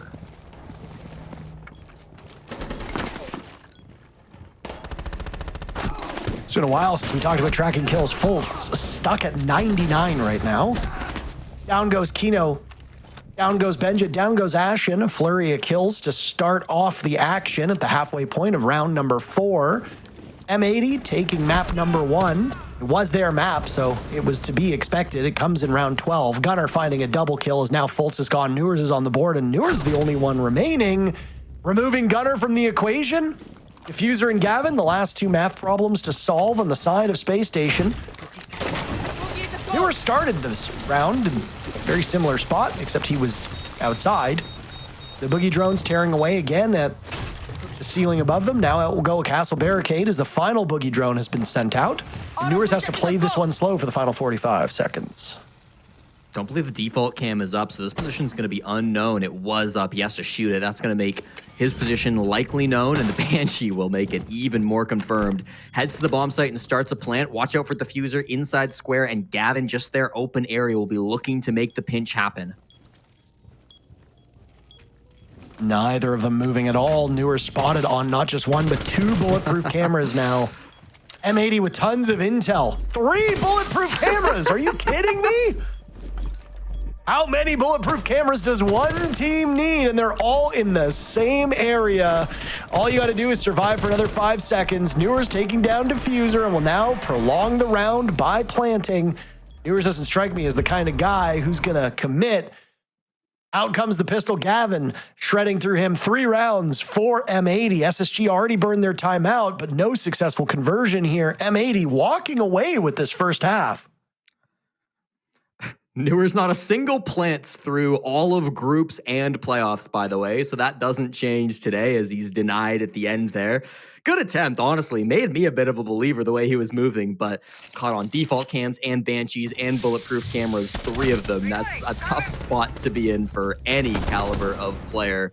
Just nice little aggressive moves that I don't think SSG were really ready for. M80 have, I think, really shocked everyone with how many different ideas and strats they have on a map that they didn't even choose. Spacestation Gaming, I think, picked this map in part because they got to watch M80 play against Shopify Rebellion and they got to see a lot of their strats, but let me tell you, Hot and Cold is not ratting in Lone Office up against Shopify Rebellion. That's something he's saving for this game. Operator bans are changing up quite a bit, and so we're seeing M80 change their strategy to align with that.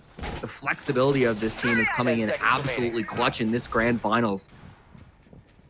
It's defense on bank, and you know, maybe you think M80, okay, you expect them to go up in this first half. If they get a 4-2, sure, SSG is still absolutely in this, but I just feel like with the way these rounds have been going, SSG have been very flat-footed and caught off guard in a lot of different situations.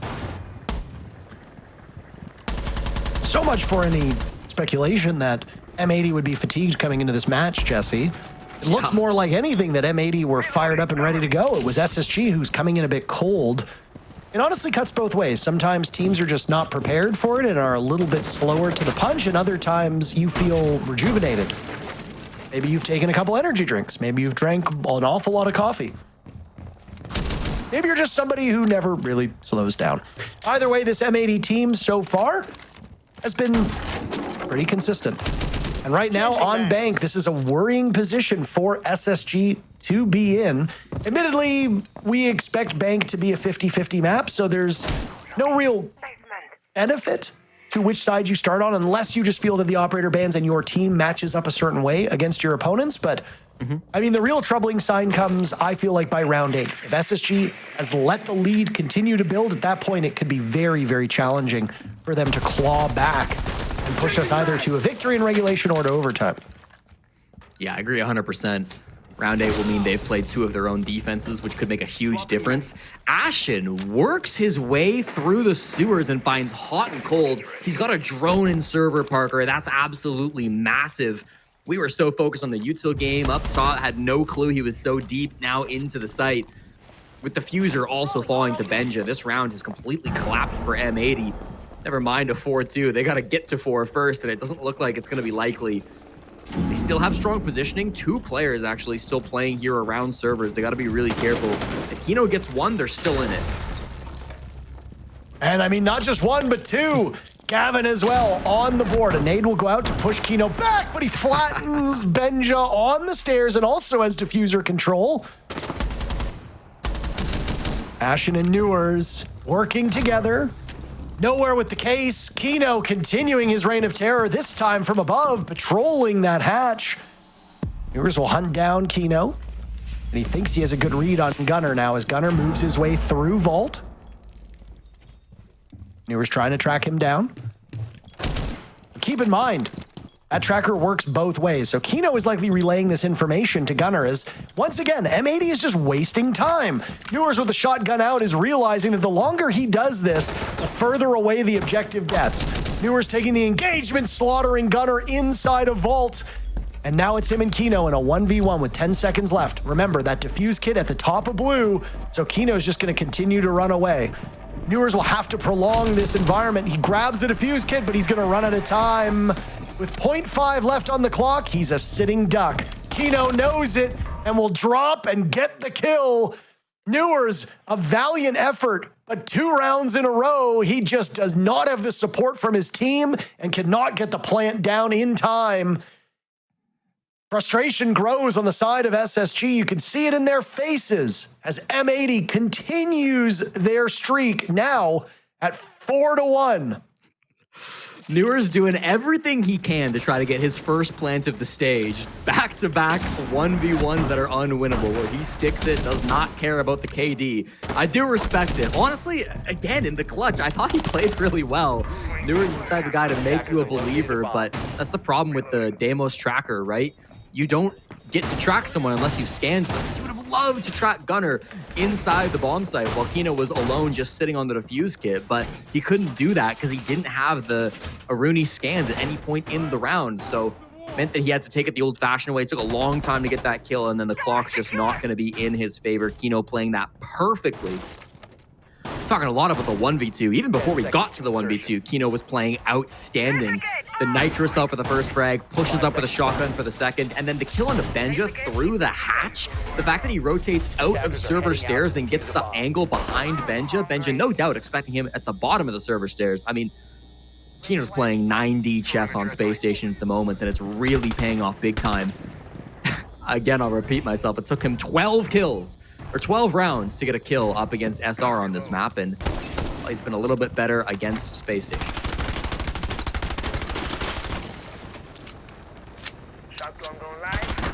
SSG's offense sputtering at this point in time. Newers with 6 kills. Everybody else is either even or well in the ground. The support cast that was so impactful on that Chalet map, even though it didn't help them or at least give them enough to win the map, it was still integral for them keeping pace. Those 5 rounds won by Space Station on map 1 were in large part because of the contributions of Fultz and particularly J90. But they've both fallen off of a cliff. At this point, they're a combined 2 and 9. At least the fraggers are doing well, but just simply not well enough to match this M80 team. And I mean, even if you look at kills here, Jesse, the kills are not that far apart. This is what we saw with that SR and M80 game, where SR was only, I think it was 6-2, but the kills were relatively even. So there's still hope for Space Station, especially with a side swap. Ashen will give some hope to them this round by eliminating Kino, who's the savior of round number 5. Now Diffuser is in the ground at the hands of J90. Weapons on the side of Space Station firing up. Fultz will finally get his 100th kill and immediately die. Hot and cold in a 1v3. You called him the most mechanically gifted IGL. In a very familiar place, one of the best clutches we've ever seen in Pro League, in the Pro League Finals in Tokoname. Uncold was able to do this on an anchor. He did it on Maestro. Different operator, looking for the same success, lining up one. He's got the intel. It'll be helped by his teammates. Firing away. Patiently playing this one. 50 seconds left, but there will be no seconds. Newers shutting him down. SSG desperately needed that exit round from the first half. They will get it, but still they trail their adversaries. M80 only needs 3 rounds to claim champions of Stage 2. And that would have been an absolutely devastating round to give up if you're an SSG fan. That's a huge sigh of a relief that you finally take down Hot and you deny any potential of that clutch getting out of hand. You've successfully made it to defense with only a 4-2 disadvantage. You can come back from this. Yeah, maybe you would prefer the 3-3, but 4-2 is okay. All you have to do is have some strong defensive rounds coming through. I'll remind the viewers again, M80 only won 2 successful attacks on Bank against Shopify Rebellion. They had 8 chances to get attacking round wins too, because we went 15 rounds and they started offense. So 25% earlier today. That won't be good enough if we do repeat the stat line, but it's a completely different game, completely different team. Operator bans coming through. Space Station, this time they choose to target both the Capitao and the Ying. Once again, Foxay was talking on the desk about how it's important to target Kino with your bans. The Ying will certainly be a focus. That's an operator that we saw a lot of play from Kino. But I'm not sure exactly how they're going to respond without this Kite and Echo being played as well. Going to be a lot to deal with, a lot to work around in this second half. And again, everything on the line as SSG, you said it, just need 3 more rounds. Not SSG, M80. Ugh. It's late, Parker. I'm sorry. It's late. It's been a long stretch of casting, but 10 seconds to it has been frankly wonderful to be by your side here for all of these matches, getting to lay our voice down to some memorable NA League action. You and I, of course, are not done. We have the SAL playoffs tomorrow, and then we'll be back next Friday and next Saturday covering SAL 2, in which that will wrap things up. And I don't know, maybe we'll go to Munich, maybe we won't. We'll figure it out. You like Germany, Jesse? I do. The last time I went to Germany, my flight got delayed by 24 hours, and I landed like 2 hours before I had to do my desk segment. Isn't that great? It was something. Probably Air Canada. Ah, well. You know what? I think it was actually Toronto Pearson who were at fault for that. Toronto's never done anything wrong. Neither them nor their airport, which is not even in Toronto, it's in Mississauga, but that's not the point. So fine, okay, maybe Mississauga screwed up. That's fine, I'll let them take the heat. All right, that's fair. SSG picking up where they hopefully left off at the tail end of this first round, or this first half, and now they move to the second half. Again, it's the supporting cast that has had some struggles. Fultz and J90 now amassing for 4 kills. They had 2 combined. Hot and Cold with the entry frag on the Aurora, an operator that sees some play here or there. It'll be intriguing to see where Hot and Cold chooses to cut off doorways, because this isn't necessarily a bomb site where I see Aurora getting an immense amount of value unless you have a particular strat in mind. And when you're a team like M80, you probably do. Well, once this hatch gets opened up, Parker, you can close the door to the hallway that leads just from the site here in server into that long server hall. Could be effective, especially with the way that we've seen some defenders, particularly Kino, push up through that door to deny plants. So that's going to be my best guess as to where that doorway's Asterias are going to go. Not the Asterias, but the Aurora gates. Kino's definitely positioning himself for a server plant, so that seems to be the most likely outcome. Still 4 of these Sens walls as well in Kino's pockets. Have to find out where those are going to go, but at the moment, they'll have to do it in a 4v4. J90 finds a big frag. And here they go. It's actually the other hatch. They're going to close the other doorways in the hallway. And make life really quite miserable for these SSG defenders. Houghton waiting for the all clear as Diffuser barrels through the site amidst the fire. Houghton finds another, but he's shredded by Benja. SSG trying to keep numbers close. Diffuser pulls this off, but he'll lose some of his supporting cast. Down goes Gunner. Kino with all 6 kills. Diffuser with 3 to his name. They will hightail it out of there. Kino patiently waiting for somebody to open themselves up. SSG with the advantage. But where do they go? What are their next steps? They've used about half of the time on this diffuser. Benjamaster searching through those openings. But Kino's in a position where he can't be seen. Still waiting. About to hop on the diffuse kit is Fultz. Nice shot by Diffuser, stopping them in their tracks, and now it's Kino who's dropped, trying to buy time. He only needs to last a couple more seconds. That's the point of no return. All of M80 is felled by the wayside, but Benja will not have time. There will be no Yaga clutch. M80 will take their 5th round on a bare-knuckle fight in the basement of Bank.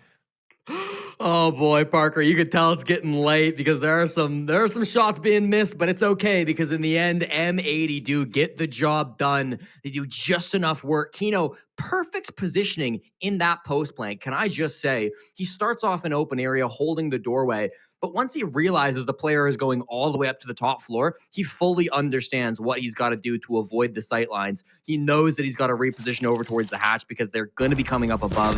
It would have been a great way to stop Kino if he wasn't ready for it. Then he drops the hatch. I mean, so well executed by Kino, making every correct decision. He has been the MVP on this map, which is crazy considering how poor his stats were back on the first map of the night. Same location, but all the credit in the world to him and the rest of M80 who have turned this map around. 8-7 loss now to a 5-2 lead. Losing that first defense is absolutely devastating if you're Space Station because that's supposed to be your anchor. That's supposed to be your rock. The first side of the map, the basement, everybody wins Bank Basement. Space Station to lose it, now you've got to rely on top floor going your way. With the fact that you still left up all the range hard breach, Gunner going to be jumping in onto the ace. Worrying signs for the astronauts who are hoping to repeat back-to-back stage champions.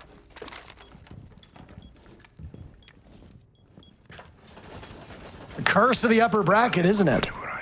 Dark Zero found themselves in this spot in stage 1, and it was Space Station through that lower bracket effort that was able to topple them. Now it looks like SSG is going to find themselves in the exact same predicament that, well, EZ was in. At least the consolation prize here is that both of these teams will be at the Munich Major. So Space Station, whether they finish first or second here, they still pick up some much needed SI points. They pick up a greater prize pool. Might not be the bragging rights and the glory that they're looking for, but you also get a game day rep in, which for how few games are played through the 2 stages, especially for teams that don't make it to playoffs, there's a lot of value in just simply playing more maps so that you can learn, sort through things, get VODs on other teams, and workshop some issues. Not that any team is looking at it that way, but upon reflection, a post-mortem being done, hopefully you can take some good from that. Kino leading his team at 8 kills, by the way. 9 kills now as Benjamaster falls. Gavin died at the hands of Newers just moments before that. They'll need a bigger round from the supporting cast of Space Stations. They've lost one of the tips of SSG Spears. Kino's not done, dude.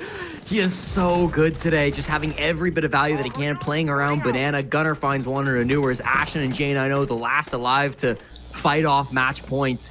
The Nitro, not enough to hot and cold. He does survive, and now in a plant spot. And Kino is still fragging out of his mind. A 3K with the Blackbeard. I mean, it doesn't matter what shield operator it is. You've got double shield duty. Hot and cold, getting diffuser down. Jane, I know, isolated at the top stairs. Jack has been great. You cannot place any of these issues on his play, especially in map number 1, but there's just an awful lot for him to deal with right now. The mountain will move ever closer to him. The Blackbeard as well, getting in real nice and close. And a 4K from Kino propels M80 to championship point. Parker, in stage 1 of the North America League, M80 not only missed the top 4 spot, they also got 6th place, losing the 5th place decider matchup. That means that in stage 1, they earned 0 SI points. There is probably no team in the North America League who needed SI points more than M80. And now they are 1 round away from locking down a big 300 points, heading to the major to potentially get even more points on top of that. North America Finals will be early December, where they can get even more points on top of that. From how this team started the season to where they're at now, they've got to be feeling absolutely fantastic.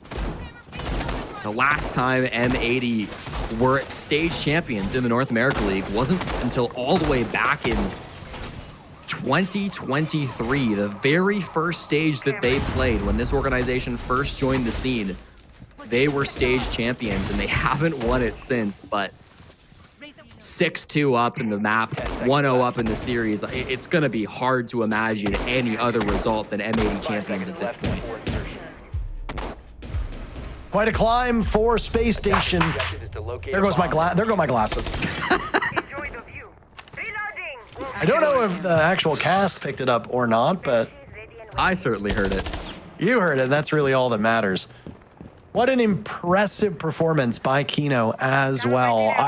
Just as a person, Kino is all around a nice and lovely guy. If you're a fan and you see him at an event, he will go out of his way to say hi to you and take photos with you. He is just a lovely person. In fact, most of the guys on M80 are incredible people to just talk to. They're good humans.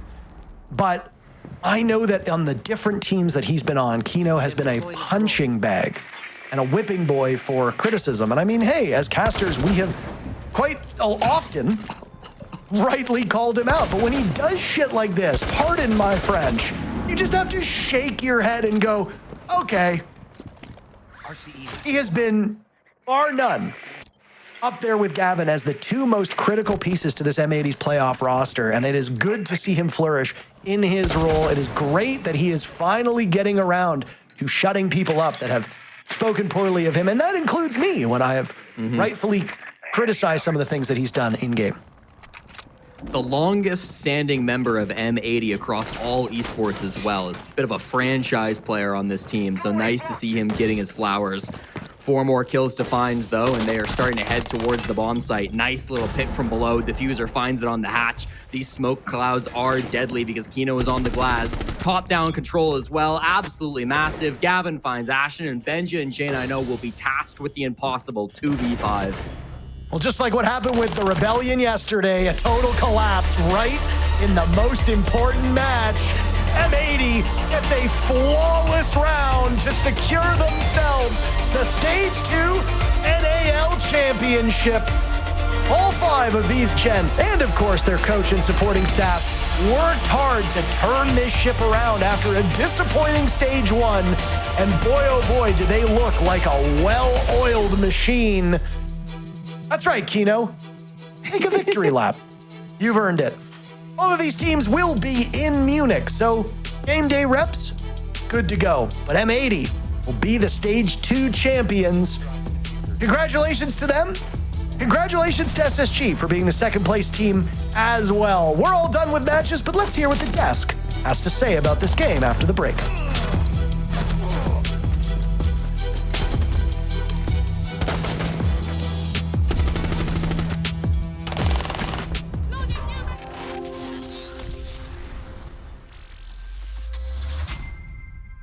One S1 and Kitch double. Hey, In I'm walking off the Archives. printer, okay? Archives rushing the tellers. Last scene. Let's play Kitch. Play kill on Kitch. Kitchen that. Nice. Okay, I can plant in Kitch. Hold. Nice. Champs, baby. Come on, baby. Come on. GG. Well done, guys. Really proud. Well fucking done. In a clean 2-0 sweep, M80 qualify themselves as the champions of the NAL Stage 2 here this time around, beating SSG, the defending title holders. Oh, they deserve it. They absolutely deserve it. It was such a clean win from them. I mean, we were worried about Bank being a little bit closer, but it wasn't even close. M80 really shut it out. Specifically, Kino. Wow. Yeah. What a way for Kino to pop off in the final game. I mean, it's been so nice to see him slowly but surely improve and, be the main factor on that Bank win. Yeah, but before we head further into the analysis, we actually have an interview with Fabian, who for some reason lied to us and said he was only going to do one. We now get a second one. Is it just because you won? No, Sean actually said they needed a good interview for once, so they sent me back. I didn't have a choice. Fair. I actually had to get dressed specifically for this interview. He doesn't have pants on. Okay. I do, but not the team or org I can show on the camera right now. So let not bad me stand me up.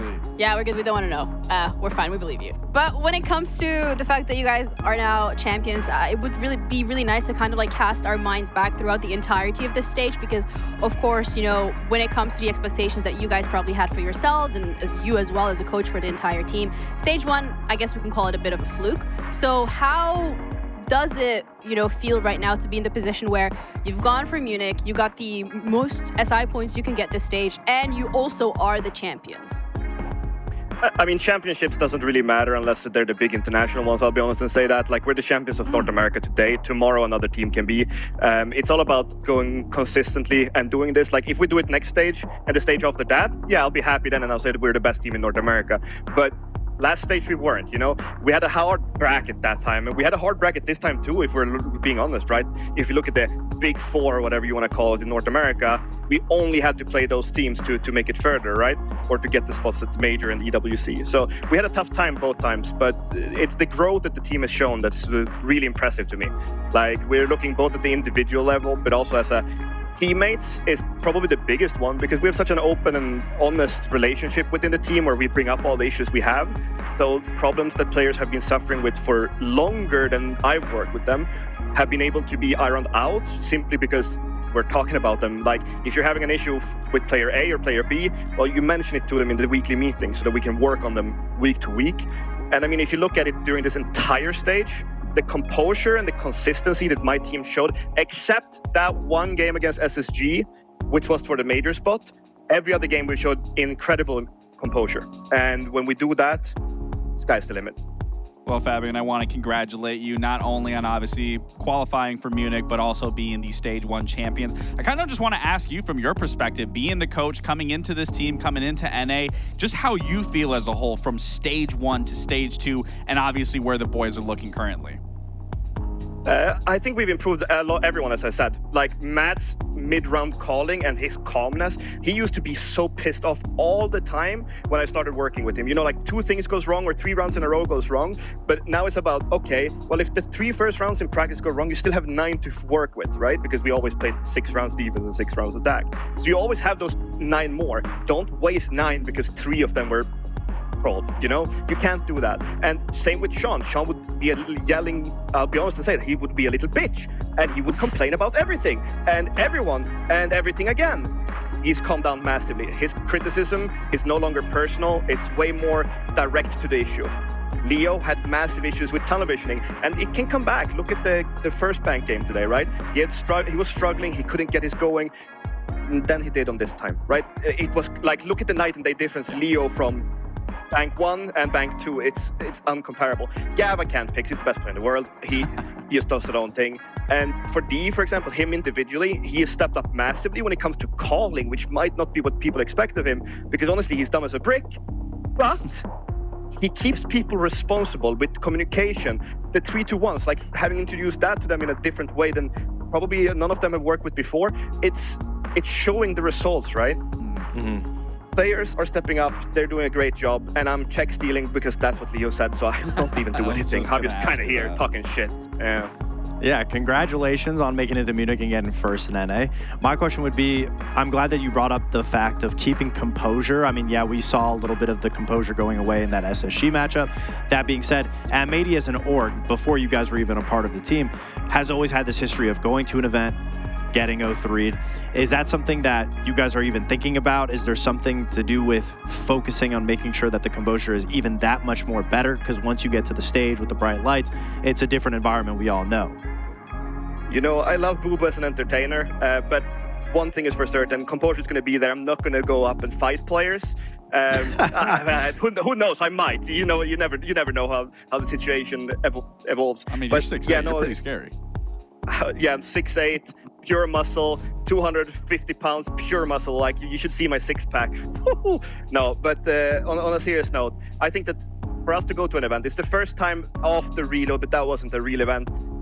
So we're going there as a team. We're going to prepare as good as we can at the boot camp. And I think that we're not going to see a 0-3, that's for sure, because the amount of work we're putting in and the seriousness and the professionalism, it's something that this team has never worked with. Like, they have expectations on them, but not in the way of expectations of results, expectations of professionalism. Mm-hmm. And that professionalism builds composure, which builds long-term success. If we don't see it this event, who genuinely cares?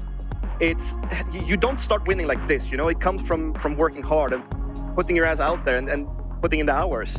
Yeah. That's what our team is doing. And I mean, you can see it on the server. I mean, look at how fucking good we were in that final.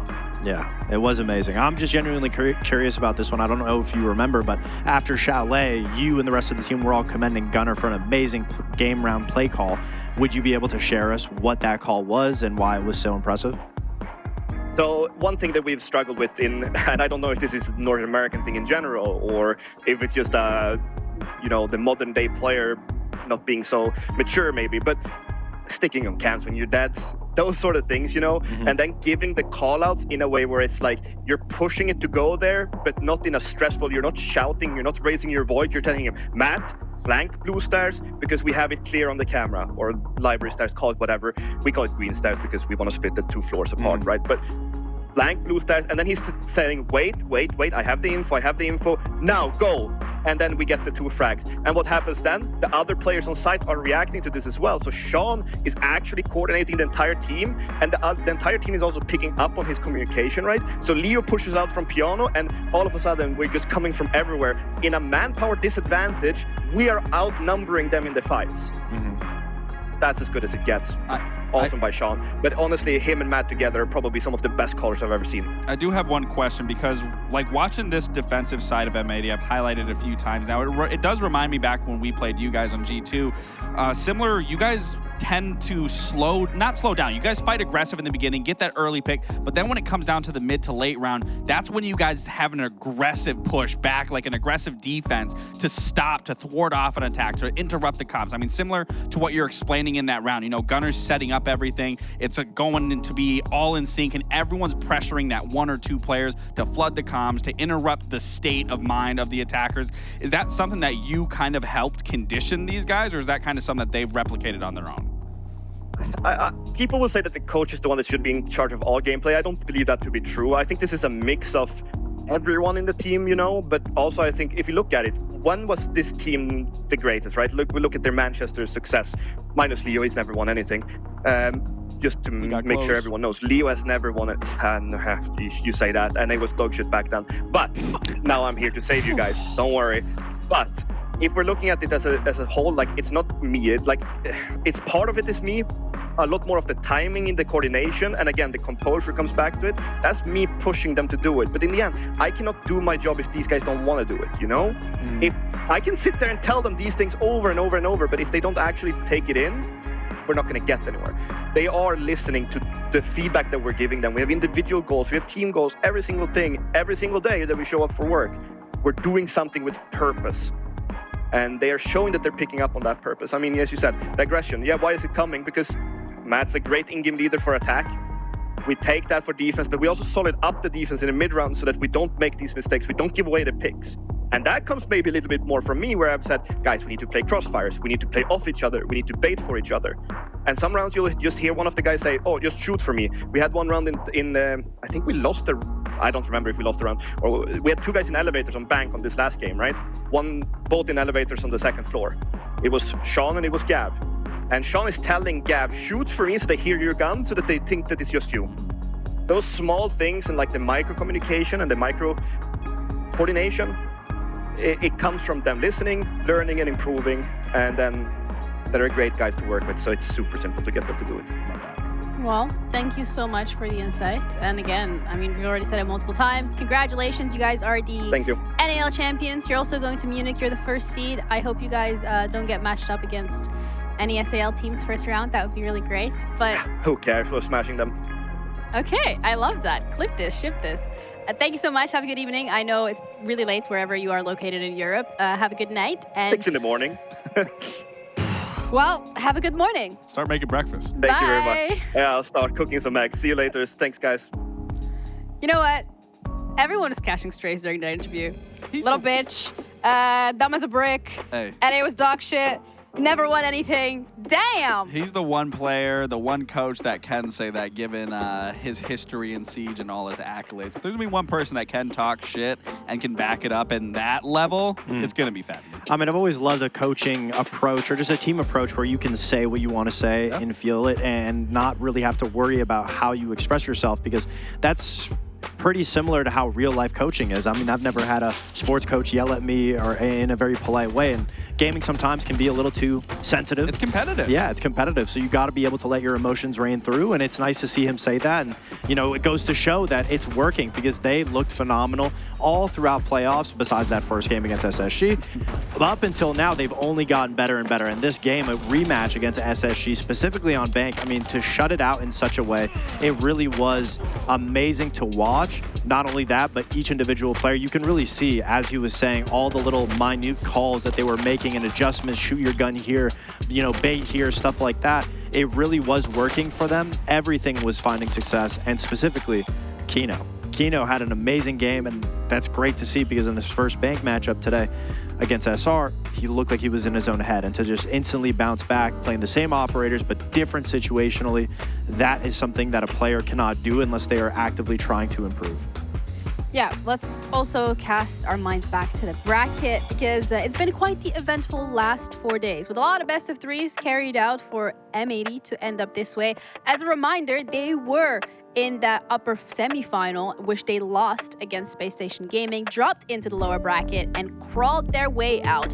History did repeat itself. The team in the lower bracket came out, but it was just a different roster this time around. I will say, it probably feels even better for M80. I'm sure they wanted to get to the grand finals a lot quicker like Spacestation, but to have to fight tooth and nail to get all the way to this point and then end it the way that they did, and to highlight everything that Fabian was saying, that only was possible due to everything that Fabian was saying, that they're working with a purpose. They aren't just showing up. They're able to take on criticism. And I think that's one of the most important things for a team to be able to be finding success at such a fast rate is that criticism part, being able and willing to grow as an individual. And clearly it's deserving of a champion. Absolutely. But also our final blacklight detail of NAL Stage 2 is going to be going over to Hot and Cold for round 12 with that beautiful flank. Yeah, it was such an amazing flank. I'm glad glad we get to watch it one more time.